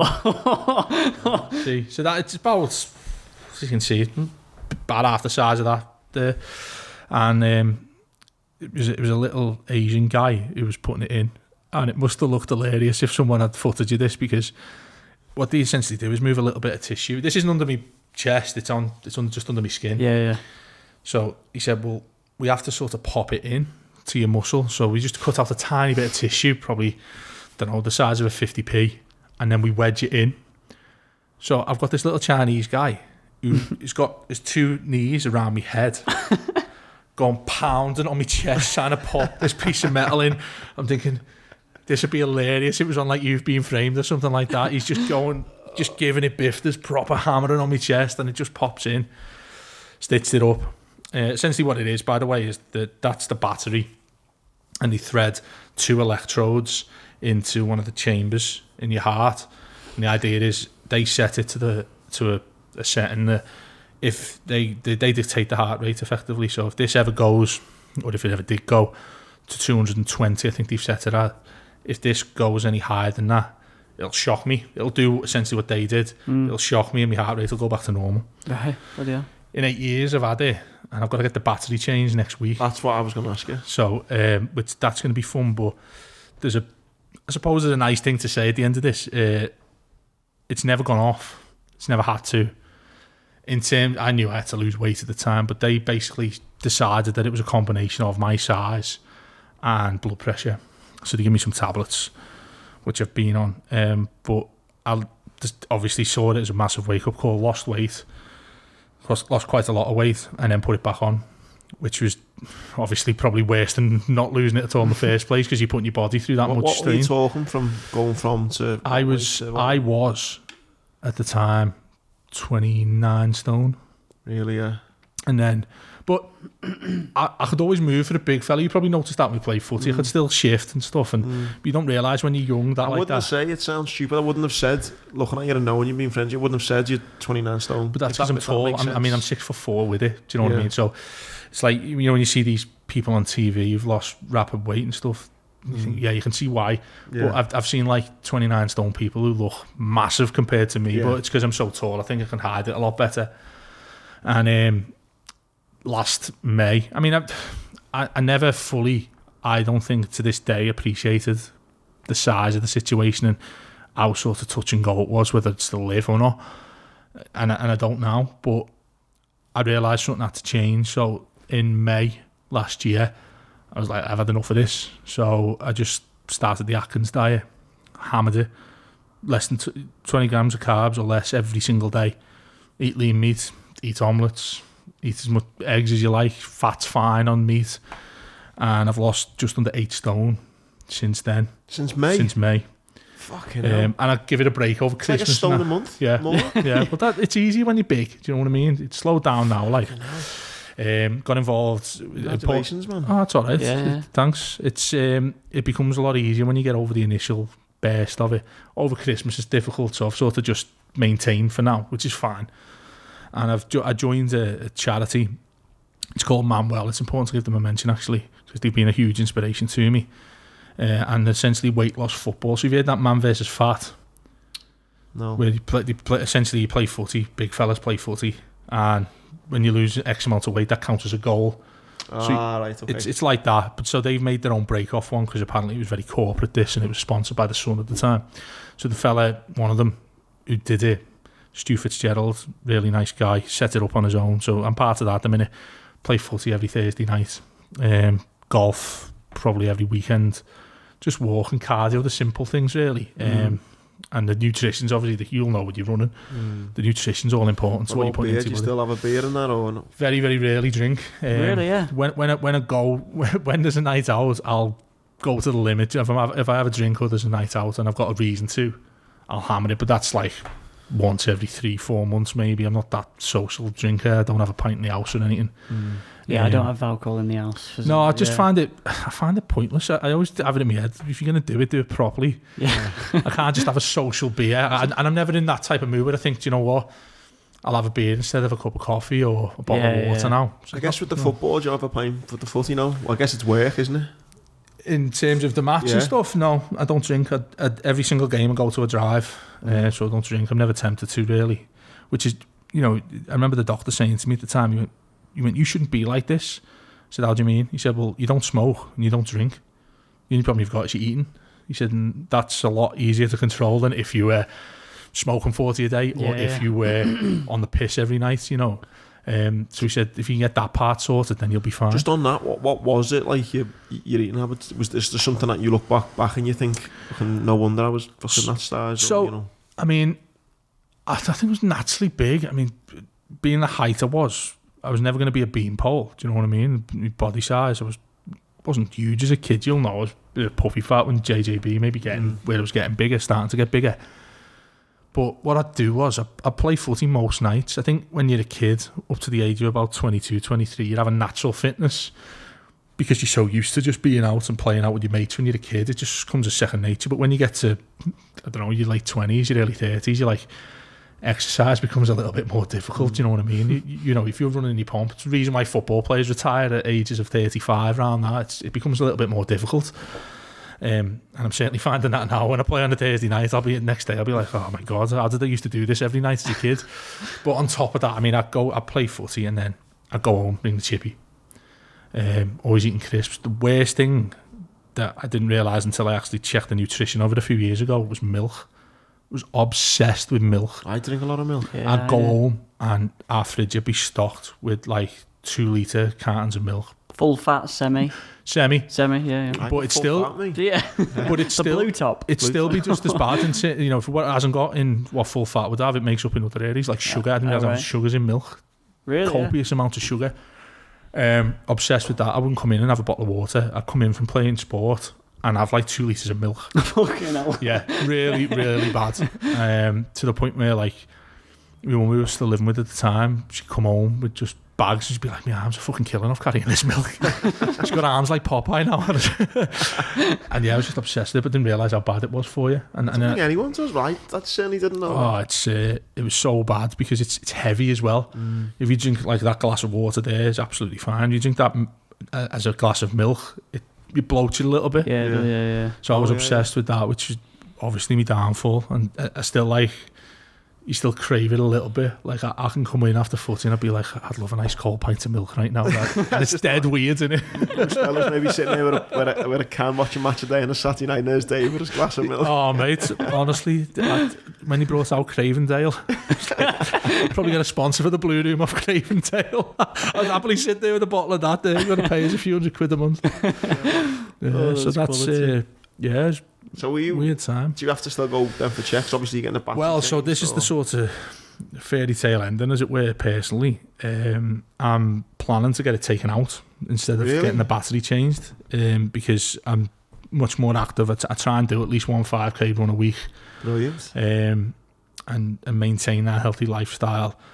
If I don't lose weight, I certainly make sure I don't gain, which I've found a decent way to go about things. If you're not getting better, just make sure you're not getting any worse. Yeah. So I've got a chat with the doctors next week. So it's timely that we're doing this now, to be honest. I've got a chat with the doctors next week. Tentatively mentioned it to them, and they said, well, yeah, that's fine. Because what this thing does, and again, going back to the technology they have, this is connected to what looks like a modem in our house, and it tracks it wherever I am in the building. So they can just dial into that modem whenever they want and get all the information from my heart for the last 8 years. Mental, innit? Yeah, previously, obviously, in years gone by, you'd have to go there and get hooked up and have magnets put on it and all this. This thing does it remotely, and it'll send you an email saying we've taken your latest check, everything's okay. It'll give you your stats and all that sort of thing, and then you just carry on with your life. So that'll be a big step. And sort of, I've had a huge step, man. It's a big, massive milestone. That. I've had to have a lot of conversations with family about it and my missus, because they're essentially like, well, you know, it was there for a reason. It was there as a precaution. Why do you want it taken out? It's not doing any harm. You can still do what you want to do. I don't really think I was ever meant to play footy, because obviously it could get damaged type of thing, but I did, which is not recommended at all. And I hope they don't listen to this when they're thinking of operating on me. But it's just a psychological thing. I think you've kind of beat it then almost, haven't you? I mean, again, touch wood, I feel that way. Still got a long way to go in terms of weight loss and stuff like that, but I don't ever want to reach. I don't want to ever give myself a target weight, and I don't pay attention to the scales too much. It's more about how I feel, particularly in my 30s now. If I feel like I'm still in my 20s, I know I'm doing the right thing, and clothes sizes, little things like that, the tangible stuff, not looking at, oh God, I've only lost half a pound this week and all that sort of thing. That's the motivation I've got with it. It's more of a feel rather than a number. But you know, off subject, but coming back to how you feel. When I was running, and again, totally different kind of stories and sense, but when I was trying to go for that world record, and you think like miles away from someone trying to lose weight, but my running coach had the exact same kind of mantra, and it was like, don't look at the numbers, don't look at the times, just take it on feel. And I think so. We used to always joke about running. You can relate so much of life to running. And it's like, don't look at your watch all the time. Don't look for the data. Don't look at I've ran this many miles and this. He said, just go on how it feels. And I started listening to him more, and knowing how things feel, you'd get a much more, I don't know, you just get a better feeling about confidence, yourself. Isn't it? Yeah, confidence. And I think whether it's weight loss or whether you're in the gym or whatever, people focus so much nowadays, don't they, on data? Yeah. On how many steps you've done, what your heart rate is. Because the tech available to you. I mean, just to go back to when I come out of that surgery, when they cut me open, and I'm aware of everything. I can see, I can talk whilst they're doing it, whilst they've got your sort of chest open, which was quite surreal, really. Because what they did was they put a screen around it, so I couldn't see it. And I felt like saying, oh, nice one, lads, that's much better. Do you know what I mean? I can still hear everything. You can hear the fucking wire getting threaded through one of your arteries and all that sort of thing. That's the worst part. You can hear the crunching and all that. Pretty. Have you had a catheter taken out the wire a week? Absolutely not. Well, that's getting that rod out my groin was difficult enough, mate. But I don't envy you there with that one. With the rod thing, I can't remember what they done with me, but so it will have been it was an angiogram, but maybe not as intense as your one was. But with mine, because I'd severed my femoral artery before they amputated the leg, they needed to see the blood flow.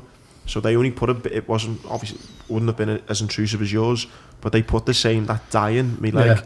And it come up, and it could see how fast the dye was getting pushed down the leg, Amazing, obviously. Yeah.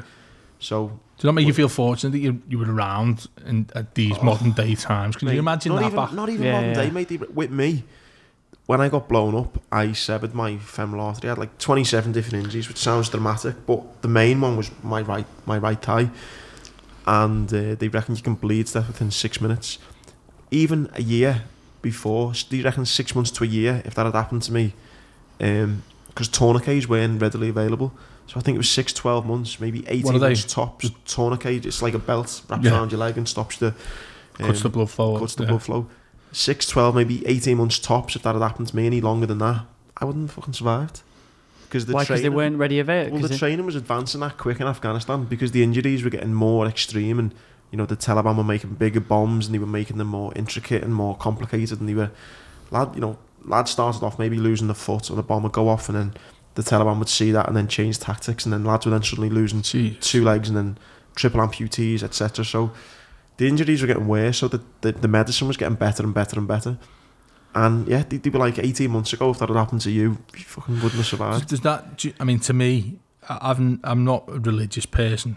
I suppose I believe in God, but I'm not religious. I don't go to church, I don't pray or anything like that. But do you not think, and I feel like this, and people always ask me, when you were sort of out of it and flatlined, do you remember seeing anything, or do you remember an experience? And I didn't. I'd be lying if I said I did. But do you not feel it makes you feel like you're here for a reason? Yeah, a little bit, yeah. I'm a bit like that, you. That luck, you feel as if it's more than luck. Do you know what I mean? It made me feel more spiritual. Yeah. Definitely. Did it give you more perspective? Like, have you, and sorry, the follow-on question to that is, have you lost that perspective? Because, like, I'd imagine sometimes, like, you take things for granted, don't you, after 8 years? Yeah. No, that's an excellent question. Perspective, no, but it's had an impact on me in several other ways. Not what I'd consider to be conventional, because you'd think that, I mentioned like a wake-up call in terms of losing weight and stuff like that. That felt more impulsive. That felt more result and cause. Do you know what I mean? Cause and effect, sorry, where I had to lose weight because this happened because I was fat.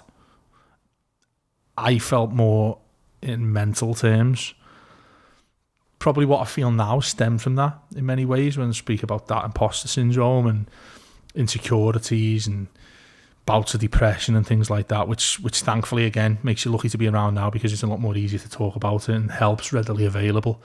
I feel that stems from back then. I feel as if purpose-wise, I would say, and I mean this loosely, because you would get people who go through something like that and say, quite clearly, I'm here for a reason and I'm going to tell the world about it, type of thing. Yeah. I think it'd be easy to be that type of person following that, because you would feel that sense of gratitude that you're still alive and how precious life is. I feel that to an extent, but not overwhelmingly so. I don't feel like I need to tell the world that I'm Dave Downie, I've been through this, I'm quite clearly here for a purpose, you need to listen to my story, type of thing. But I feel as if it's had an impact on my mental health, thinking about life a lot more deeper, to the point where questioning your general existence, really. There's many times that I've sat there and thought, what's the point in this? Not to the point, I mean, I remember doing a show with Pete Price when he asked me, have I ever been suicidal? And I said no, and I haven't. I've had thoughts and feelings that I think might go down that road, but if you let them run a bit longer.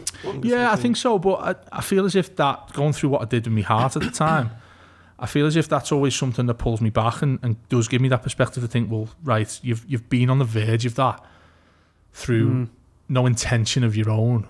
Why would you intentionally want to get yourself back there? And I think that's where a roundabout get out of those bouts.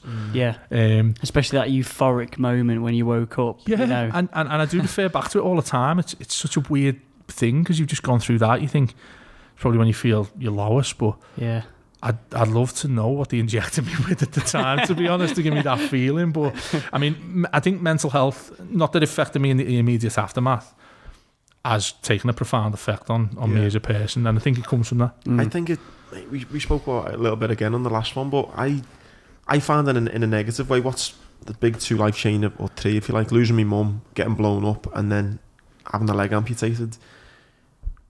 Negatively or positively, depending on, it's both ways, the impacts, but I'd say it's been more mental for me, in the sense of I'm very much I don't always give things the care it should, because I kind of live on this, like, look at the Kobe Bryant thing yesterday, how life, how, I'm not saying I'm I mean, everyone thinks like that, don't they? When something like that happens, or you've got to live life. Live life to the max and all that stuff. I kind of think I live like that probably a little bit too much, in the sense that I don't really like take things seriously. Yeah, not. I should take things more seriously sometimes. Yeah, I'm like that. Do you know what I mean? I should like my dad's always on at me. He's like, you should. A stupid example. I didn't realise my car's registered to my dad's address, and mail's been coming for me with my name on it.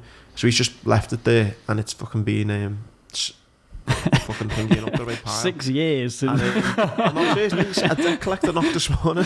Right? No. Saying that I went over the Runcorn Bridge about a year ago. Oh no! And I owed them like bloody 150 I've got about quid 10 of them at home. So my dad's placed this 150 quid, rings me, goes, you owe me 150 quid. It's like, fucking why do I owe you money?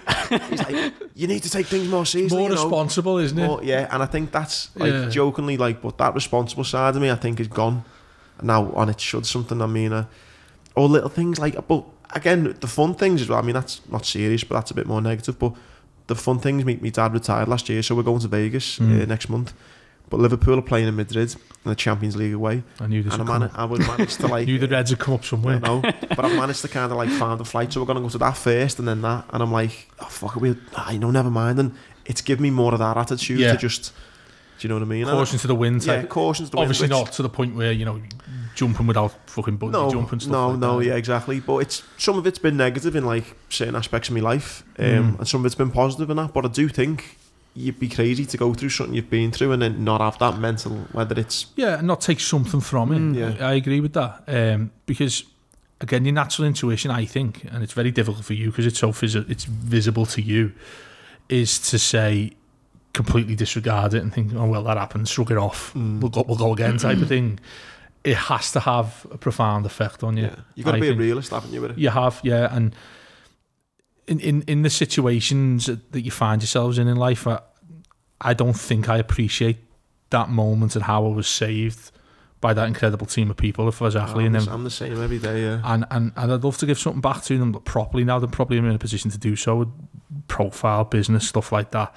And I really should do a hell of a lot more. But think how many, mate, because I've thought about it, mate, there's probably 10, 20, 50 people, I don't know, more maybe, that have played some sort of role in saving your life that day. And they're just anonymous people to you, And thinking back right now, if I was as mature as I am now, not that I ever took it for granted or I wasn't extremely grateful, I definitely have done something more to give back. And it's always been a goal of mine to set up something where you're like, these people are just exceptional people. You see a lot of the NHS in the headlines these days, genuine saving lives. Oh, mate, it's unbelievable. We've been the recipients of that. Yeah. It's, you could never fully repay them back. No. Could you? It is amazing. Does the perspective, apology if I'm sort of asking this a different sort of way, but I suppose for both of you really, like, does the perspective ever wear off? Because I think obviously I haven't been through what either of you have been through, but the only thing I can relate to is like, when you go to a funeral, and I went to a funeral last week, and it was the same age as me actually, and it gives you perspective for like 48 hours, I feel. Mm-hmm. Rightly or wrongly, whether that's right or wrong, I don't know, but that's just my experience. And then suddenly you forget about it. Like, the Kobe Bryant thing, and, the amount of people who probably texted whoever and just say, look, I love you or whatever. Does that ever wear off for you? I'd have to say, yeah, personally. Yeah, probably for those reasons that we've cited, I think, that you lose perception of that. And again, in terms of mental health, which is very close to my heart, that is something that is always at the epicenter of any time I think that way or any time I feel low, and surround yourself with good people and stuff like that. But it's essentially that grounds me a little bit with it and ensures, luckily enough for me, that it hasn't gone too far. I mentioned there, like suicidal tendencies and stuff. I think if I had the things that I go through now mentally without that perspective and without that happening to me, I feel as if I might well have gone down that route of doing something a little bit more severe. So yeah, I think subconsciously more so than getting up every day and thinking, oh God, you nearly died in 2012 days, you need to go, you need to, exactly. I'm so lucky to be alive. But I think as well, it's a time thing. You mentioned in the 48 hours, it's everything you don't want to think about, but you have to. And I think it's just only natural, really, that it feels like you should be guilty about it a little bit as well. Yeah. You know, that why aren't I thinking about that person? Why am I doing something fun whilst something tragic's happened to somebody else? The Kobe Bryant thing, you know, I was in work last night and was having a laugh with somebody, but then I'm still having to write about Kobe Bryant, who's his daughter, and it's just the most tragic of circumstances. And you're like, you know, I feel bad for having a joke about something completely unrelated. But I guess it is that thing of time, isn't it? Time. It goes out your head. It's a tough one, isn't it? Because it's even like when something is. I go in and do a talk for a company, and it's great, and they're all buzzing off it, and they're like, "Yeah, come on, we can hit these goals." And then 2 weeks later, they'll be like, "Remember that fella Jeff? He had one arm and he ran off. He swam dead quick." It's like, you know. It must be really interesting when you do that with kids. Yeah, like I spoke last week in Walton Primary School. It was great, and just asked me some great questions, and just like holding the prosthetic legs and the running blades, and the kids just ask you everything, don't they? It's great, but I love it because pure innocence, isn't it, as well? Yeah, it's great, and I think just getting that feeling of kids just smiling and they want it, and they think, well, I'm hoping anyway that they think that this fella's got one leg, and he looks normal, he plays football, he climbs mountains, he walks his dog, you know. It's great that these kids are maybe whatever little insecurities they might think they have or can't do. It's great. It's a great feeling. I love my job. Like, I'm very lucky with that. Yeah. And, you know, again, you talk about perspective. That comes from such a emotional, physically difficult time in your life. Oh, yeah. That is where you do get your gains from it, isn't it? That's where you do, like I said to you before, when somebody says one nice thing, if someone says to me, "You've done a great job on that day in work," it means the world to me. You can pay me what you like, I don't care. Yeah. Someone enjoys or has benefited from something I've done, I don't care. That kind of notion as well fits perfectly into the legacy that, you know, Kobe Bryant's left. You know, you're a sports journalist, you know, but I just think anyone in general, you think about the legacy you want to leave. Do you want to be left with loads of money in the bank because you had this great podcast, or, you know, you're a great public speaker or whatever, or, you know, you could die with a tenner in the bank, but actually you've left this message out in the world. Like every sportsman I follow on social media all had a photo with Kobe Bryant saying, you know, wow, thank you. And the legacy he's left, and just that kind of not only being one of the greatest, and, you know, look, I know nothing about basketball, by the way, but you know, he seems to be one of the greatest, and just that work ethic he's kind of put on, and to have that many people have an opinion and leave him with that feeling. I mean, what better can you? Well, it's like that thing about people not being famous till they die. I suppose it's a reassuring thing in many ways, isn't it? Because if you were to know that your book or a talk you've done has had that one tiny positive influence on even one person when you're long gone, you're like, that feels, it warms you to feel that. You feel a little bit more wholesome. And I'm definitely like that, because when I was going through a lot of mental health stuff in 2016 on City Talk, we did a 24-hour mental health marathon. I come and done a bit. It was draining. I mean, I was only there for half an hour. Staying up for that. What was it? It's still available now. It's great, we did a 24-hour mental health marathon, so the station granted us permission. Mick Coyle, he's a good friend of mine, he's still on Radio City Talk now. There was a team of 5 of us, and we essentially said, well, we want to make mental health bigger, open up the conversation, leave no one behind type of thing. All the buzzwords that are associated with it, I think, have become platitudes in recent years. I think, sadly, as with most things, there's a celebrification of mental health. I think you see it quite often. It's almost a niche thing. It's almost a fashionable thing to talk about. Anxiety was like the buzzword one. And I feel as if it's still serving a purpose, because it's still being spoken about. But I'm not too sure the agenda a lot of people have with it, particularly in the media. And with that, we sort of decided to try and harness everything we knew, because he still runs a show on a Monday called Mental Health Monday. So we come up with this idea, 24 hours straight, talking about every single facet of mental health with so many different people. So people of inspiration like Andy. We had Everton, the community in there. We had people who've lost loved ones, charities there, homeless charities, right across the spectrum of people who work in these industries, and people who've sort of come through the other side of it. And emotionally, the day after we finished, we went 11 till 11 the next day. And I went home and just sobbed my eyes out, because the stories, I had to sit and edit all of them to upload them into podcast form. And the stories you heard, and I went home and I thought, I don't feel worthy of being around some of these people and what they've been through. Do you know? Obviously, it's all relative to what you've been through yourself, but we did that, and then afterwards, it gave me a real sort of shot in the arm that I should be doing something myself. So I started writing a blog. I only wrote 2-3 pieces, just about how I feel every day, and when I felt at my lowest and stuff. Really apprehensive about putting it out because I'd never really spoken up about it. Put it on my Twitter. Just this. I remember this actually. Just put up this blog. I remember you messaging me after it. Set up this blog and the free thing on WordPress. Put it out, and I was like, right, I'm turning my phone off for an hour now. And I was walking around the house with Haley at the time, just saying, look, I can't sit still. I just want to know what people think. And she went, well, do you think you're doing it for the right reasons if that's how you feel? I said, well, I've been inspired by hearing those stories, yours included, and I feel as if I was to do that and I can't class myself just an average fella who's got a platform to share something with me followers on Twitter or the Blueroom or whatever, I just want to test the waters with it.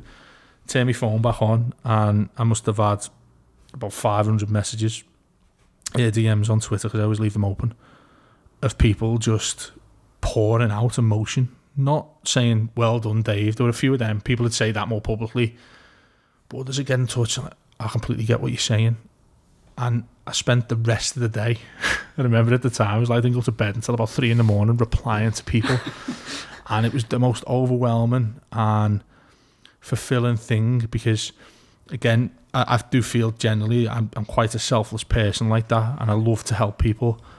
Even if there was just one message there, I would have been like, fucking made up I did that. You got zero negativity, which is a rarity on Twitter, particularly Everton Twitter. And to this day now, I get people sort of messaging me saying, oh, that was great, I'm really glad you opened up, I feel the same.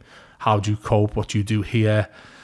Supporting Everton helps because you're always in a dark place. So that was one of the best things I've done. And since then, I've done little bits and bobs. I speak about it more now than write about it.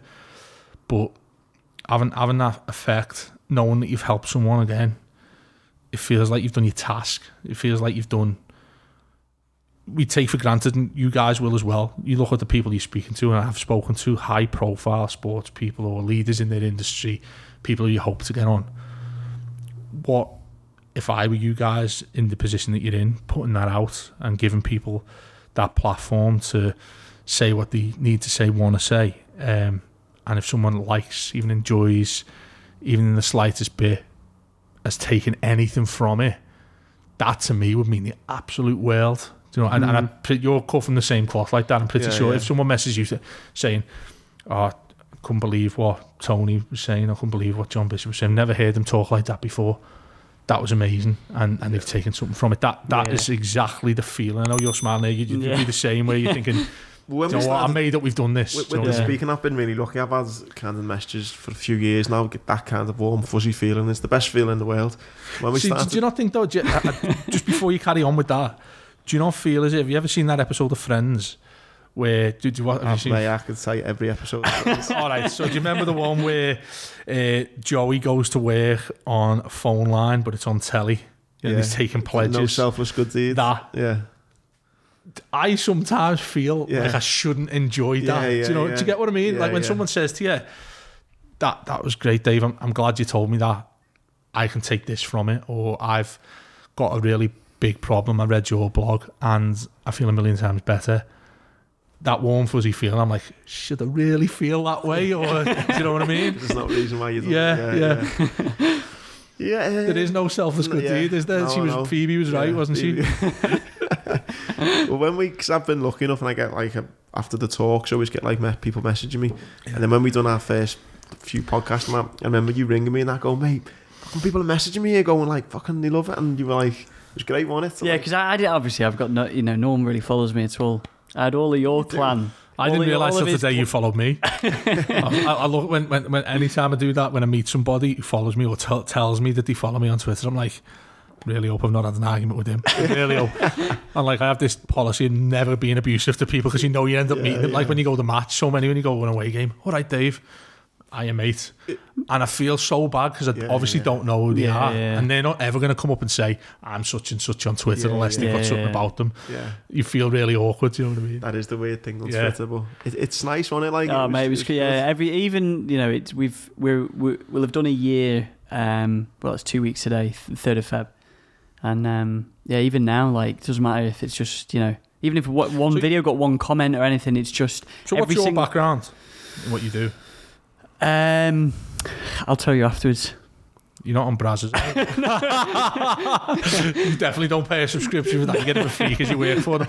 No, it's just a bit tricky. Yeah, I will have to. But what I mean is, I'm presuming that this is the sort of this year that you've done this is the first type of thing you've done, the first step you've taken into this. Is that yeah, fair? I mean, we off what I do with work-wise, but I had another podcast as well, so I was kind of used to it and enjoyed it and just did it on my own.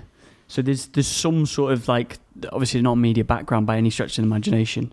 The reason I ask was, what have you taken from doing this? If you had to write down or tell somebody why you enjoyed doing this, or if somebody was thinking of starting their own thing, what would you say the fulfillment you've got from it would be? I'd say. Sorry, I flipped the roles here. Yeah, no, it's good. I'd say it's like creating something from A to Z.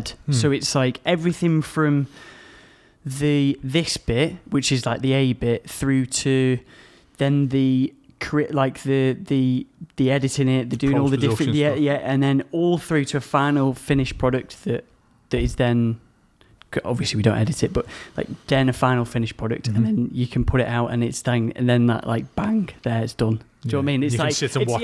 It's like how a lot of people who start businesses is that when a business is flying, they want to do something else because they want to go back to that creating something from nothing, and then to that Z, that A to Z. Just carry to finish the end. Yeah. So for me, and also communication as well. It's like we've spoke plenty of times how when we sat here we're now on 2 hours. Wow. Feels like I've been here for 20 minutes. It's such a rarity that I know I had my phone out before because I was doing like a little Instagram thing, but like it's 2 hours without checking a phone or anything like that, and having an actual in-depth conversation without your mind thinking elsewhere is I pretty think that's rare. one of the best. That's a good question. That's one of the things that I've definitely got from it. Even when it's just me and Tom talking, it's one of the rare times in the day. Like, I genuinely have been so engrossed in your story, I've not even thought about anything else. I've just been actually so present in the moment. It's so funny you said that, because it might have been your phone vibrating before. I was like, oh shit, I forgot the phone, so I'll check mine. Like, it's sad really though, isn't it, that the world's like that these days, Yeah, it's brilliant. No, it's... With 2 hours, it'd be remiss to not mention football, because you are, one of the reasons I know about your personal story, but also the amazing work you've done with the podcast, which is obviously about football. Yeah. What have you found with the kind of, with Everton, not that I'm gloating, not doing as well as Liverpool right now, how does it work with the sense of a kind of podcast, and does it take away the fact, the kind of fan from it, like the personal fan satisfaction when it's now work? And if I support Liverpool and they're not doing great, I can go moan about it, but then I can switch off then and think, fucking it's done. If I'm working on my whole business is around Liverpool and they're not doing well, it's non-stop, isn't it? Yeah, you can't switch off. I think you have to be a bit of a masochist, to be honest with you. You have to be somebody who sort of thrives in an environment of misery. I was saying to Tom before, it can be difficult to maintain that passion. I mean, it's only natural, I think, if you do something every single day of your life, at points you're going to feel, I need a break from this, I'm sick of this. Owning that business it can be draining at times. I've got a wonderful, wonderful partner on it, Matt, who hosts all of our stuff. He's so methodical in his thinking and organisation. I genuinely couldn't do it without him. And, having someone like that as a soundboard and somebody you can talk to and open up to as well is crucial. You guys will probably find that if you do this more and more, you'll need each other like in that sort of way. In regards to the team and the club, you look at, I mentioned the Anfield Wrap, I'll bring it back to the start. You look at the size of the Anfield Wrap now, I think they have about 15, 16 full-time staff. Must turn over in excess of £1 million a year. They're a proper bona fide big business now. Would they be classed as a medium business, wouldn't they? Whereas we're, I'd say, on a percentage scale, maybe 10% that size. But that's because of Everton. Our fan base is nowhere near the size. That's the same thing, innit? Because talent-wise and ideas-wise and everything, you will beat that. And as many times I've had conversations with lads from the Anfield Wrap, and they've said, oh, you know, if you were Red Day, it'd be sound, you know, get you on the air. and it's like, I might think about that, you know what I mean? When you're seeing us losing derbies to puppies and stuff. But, you know, the point I'm trying to make is we essentially have a ceiling that is dictated by the football club. Of course, yeah. Big thing for us is the moving of the stadium. Is that going to happen? I'm pretty confident it'll happen. You never know with us because we've had 3 failed previous attempts when things have looked good. They've never got to a stage where they've submitted planning permission. I think it'll probably get called in for a public inquiry. What I know from behind the scenes is they're well equipped to deal with that. They're able to appease everything to people. So like have environmentalists down there on the dock, Heritage Society, people like that. They're able to tick all the boxes they require. I think what Everton let known to the public is nowhere near as far down the line as it really is. I think naturally they're cautious because of their failed previous attempts. And for us as a business, that's a big thing for us to be on board with. So it's about, for us at the minute, building that relationship with the club so we can be first to the punch with stuff like that. We've got a good working relationship with them at the minute. That's one side of it. The other side as well, I remember I said to you, I never take anything for granted in it, is Evertonians, and you'll know this, and people will laugh when they hear it, are a very unique group of people, for better or worse. A lot of it is difficult at the minute, given Liverpool's stature. All that, I can't say. I'm very much, and I think that's why I'm perceived by many people as a bit of a Marmite figure in regards to the club, because I'll always be brutally honest with it, and many people perceive that as me being really negative. I would say, or I'd like to think, I'm more realistic. So when people talk about when Mashiri come in, oh, you know, what was the saying? The sleeping giants awoken and power shift, all that. Not for me. I hate anything like that. I hate a lot of what the club does in terms of its marketing, because everything is a nod towards Liverpool. Everything they do is in reference to Liverpool. You look at it on our season ticket, on my season ticket card, it had born not manufactured 1 year. It had those that understand need no explanation, that sort of thing, nil satis. It feels as if everything is, look at us, Liverpool. We were the first here. We were the original club in the city. And so many of our fan base, and I probably put off a load of listeners by saying this, I think it's just it's a pipe dream, and it's something that should have been not disregarded, but something that should have been not as prominent as they make it these days. I've always wanted Everton to break away from obviously still acknowledge the history. It's a huge part of what they are. They were a huge club. They have the potential again to be a huge club. But I feel, harking back to things, a lot of Blues talk about Heysel. I don't think it does anybody any favours. I think that Neville Southall and Carragher were talking about it. You need to shed that skin, because I think your history, tradition should be things that are celebrated, but something that shouldn't dictate your future. And I think a lot of our club, I said on Twitter a few months ago, and it went viral, went a bit crazy, and I think the lion's share of people agree with me. I'd sacrifice most things as an Evertonian to see some success, because I don't believe we should be always referencing what we once were in modern football. I just don't think it works. When people talk about you've got to have a former player on the staff, Everton, the staff for Everton, that many people bring up these days, is the only people who've ever won a trophy with us have played for the football club.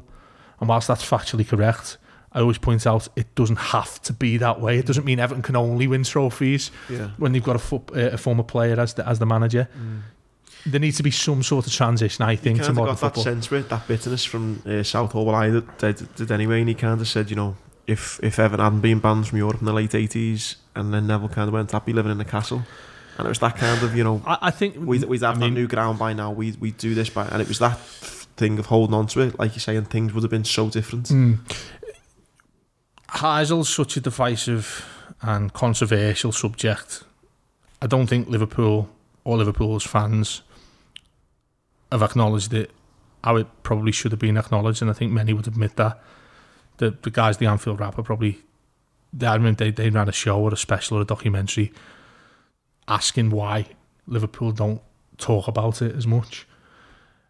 I think that feeds into Evertonians who would say they blame Liverpool for it, which doesn't help, of course. Really sad thing, from my own personal perspective, is I went to the 5-2 and when we got beat by the Rugrats.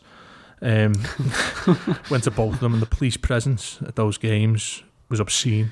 Yeah. Particularly the FA Cup one. I've never seen anything like that. I walked down Anfield Road. I was sitting in the Liverpool end. I was sitting in the main stand with Steve Hothersall, and I had to walk through the cordon of police. I think I was watching your Twitter. It might have been. It was like the 80s, and what people would tell you football hooliganism was like under Thatcher.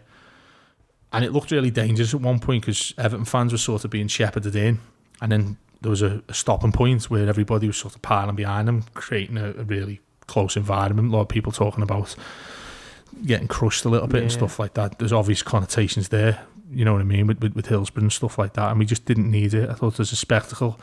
If you're not from the city and you saw that, you wouldn't want to come here. And it was just unnecessary because I've in a process of sort of doing a little bit of work on this in terms of I don't think the arrest figures in a Merseyside derby are anywhere near as severe that warranted that police presence. No.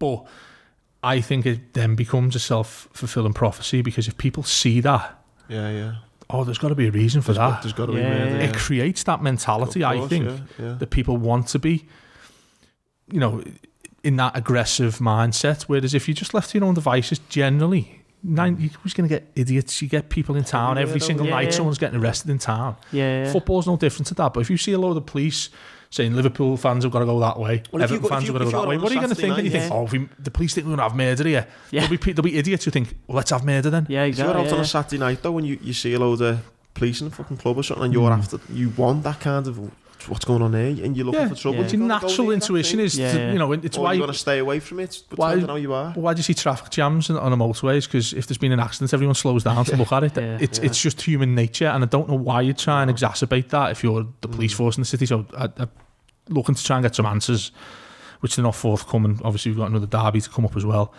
but we'll be winning the league by then, so the police might be warranted. I tell you what, if you're winning the league, I might stay away from Goodison myself if you win the league and when you come to players. But just to round off that point, again, I do feel as if I'm very much against the grain as a Blue because I see things for what they are, and I don't think the reality of it is what people make out.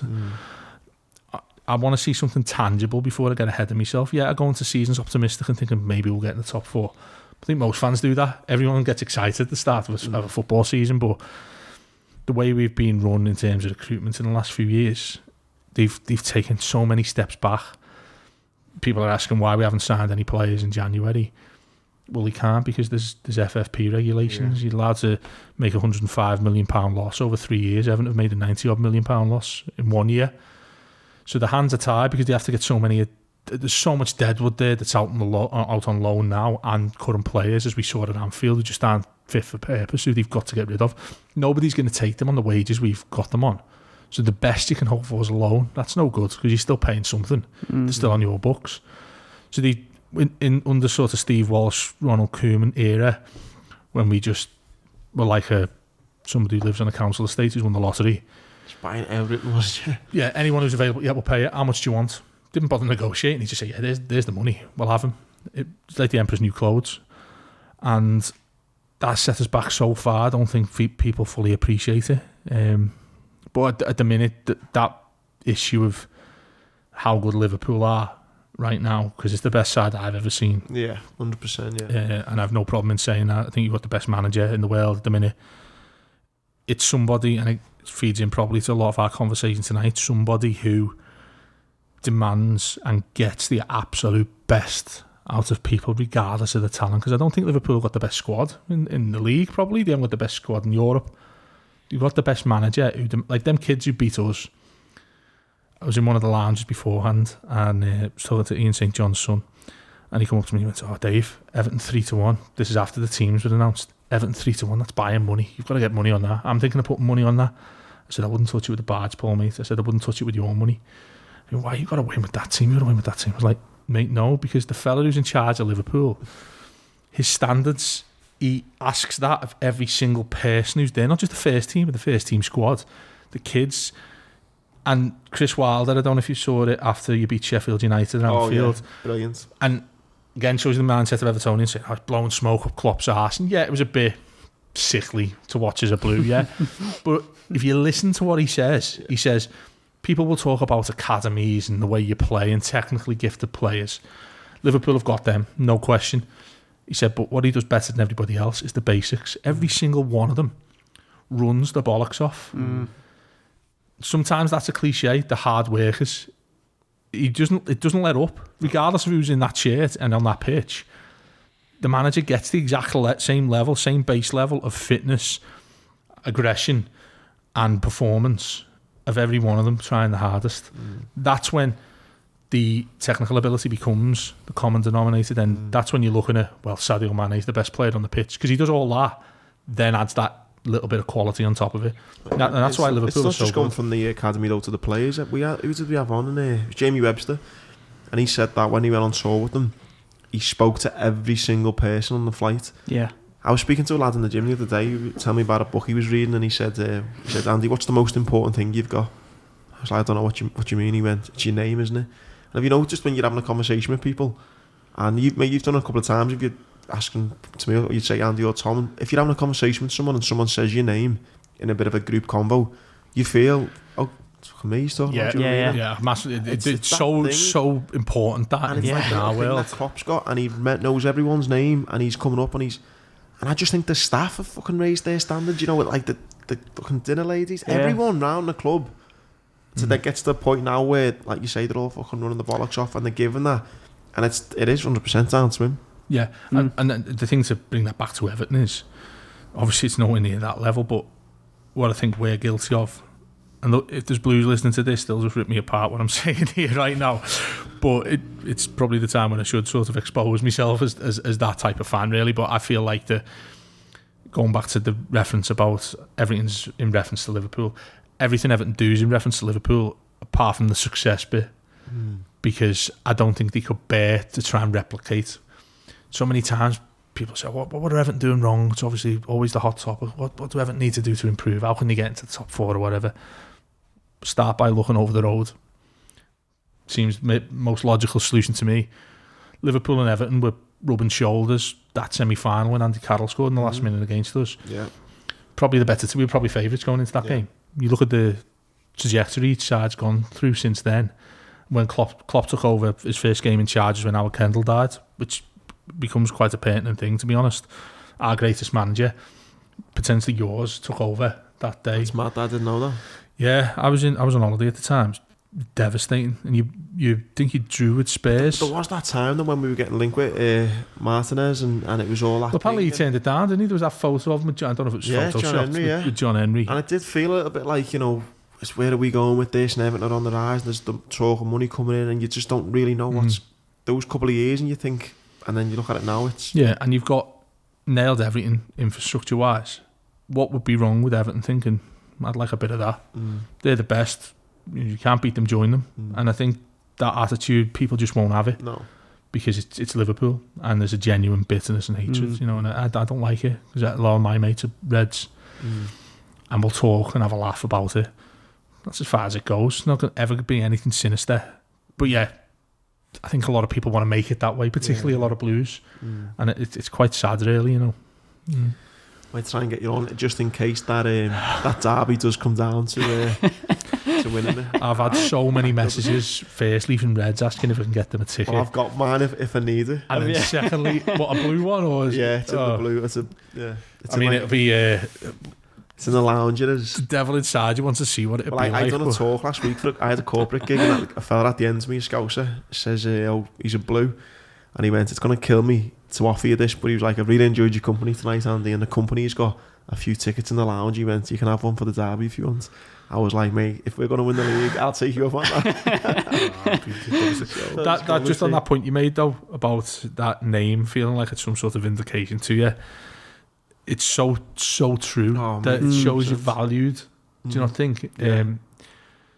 I think a lot of people would see that as an ego type of thing. If Jurgen Klopp knows your name, well, it's a big deal. Do you know what I mean? But I remember it happened to me at Tranmere when Ronnie Moore was manager, and I used to go there every Monday and Thursday to speak to him. And you'd be in a room full of journos. And I remember he signed a new contract, and I said to him, well, what's the long-term goal now you've signed the deal?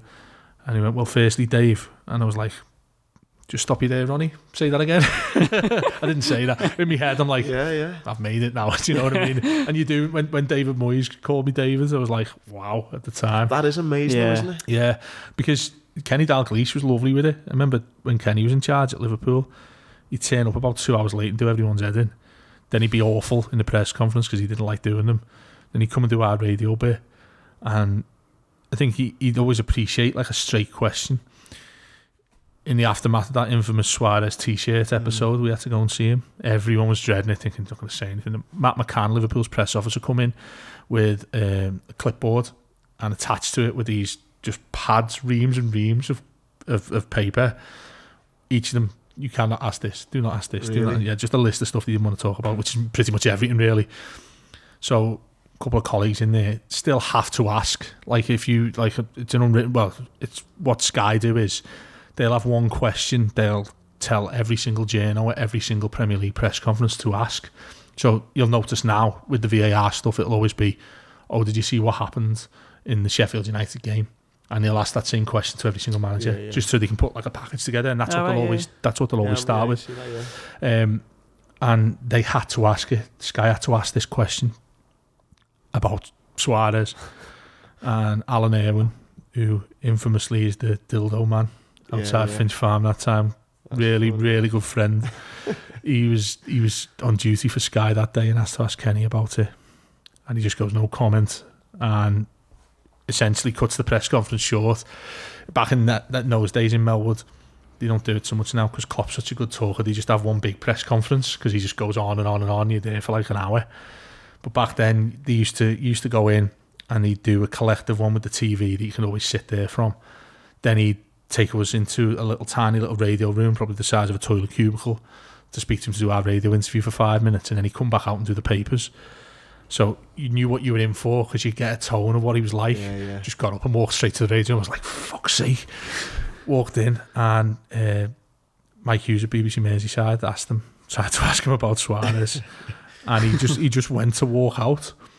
So I thought, shit, and the worst thing you could do for us, because we needed the audio, we needed the content at the time, was go back with like a minimal amount. You needed a lot to make up a show, to make up the time and the hours. And I just sort of dived in as he made his way to the door, and I went, Kenny, you've got Spurs this weekend, you know, it must be a really tough challenge. Just the most basic of questions. And he turned around and he went, yeah, Dave, they had a good side. And I was like, well, I can walk home now. I don't care if he's a red or not. Kenny Dalglish, know my name was sound. Do you know what I mean? Mate, your name's the first thing you'd ever give me, isn't it? Yeah.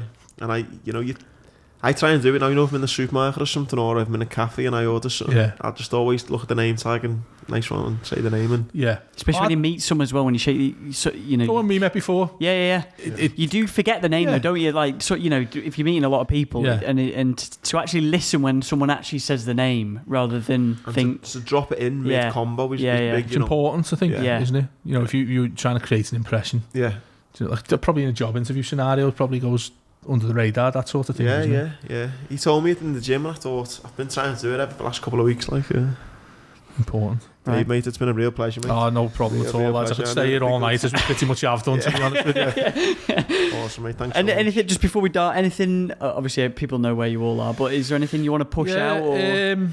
Just off the top of my head, that charity I mentioned before, Manuel, have a look on it. It's called manuel.football, the website. I'll put it in the link, And essentially what it does is takes lads, not just big lads, so although weight loss football is at the centre of what it does, but if you've got mental health conditions, if you feel as if you're socially excluded from places, essentially this is an environment they create through playing football on a Thursday night where none of that matters really. You can show up wherever you are, whatever your background, whatever your skill of football. We have lads there who've never kicked the ball before. You've got lads there who used to be really good players. You turn up and it's just a really welcoming environment that everybody's there for the same reason, and that's to sort of better themselves, make some new mates and have a laugh playing footy. I think particularly for men, it's difficult to get your head around these things in life. We're not the most open of talkers. Us three around the table right now are, but others will be maybe well listening to this thinking I don't talk that much. I feel as if I should be getting out, getting involved, getting fitter, getting active, speaking to more people. It's just a brilliant environment. I think there's not even a cost to it. Just come along or get in touch with me. It's at David Downie 17 on Twitter. My DMs are always open, so slide into them whenever you want. Awesome. Hope your missus didn't listen to that last bit. Thank you, mate. No Cheers, problem. pal. No problem.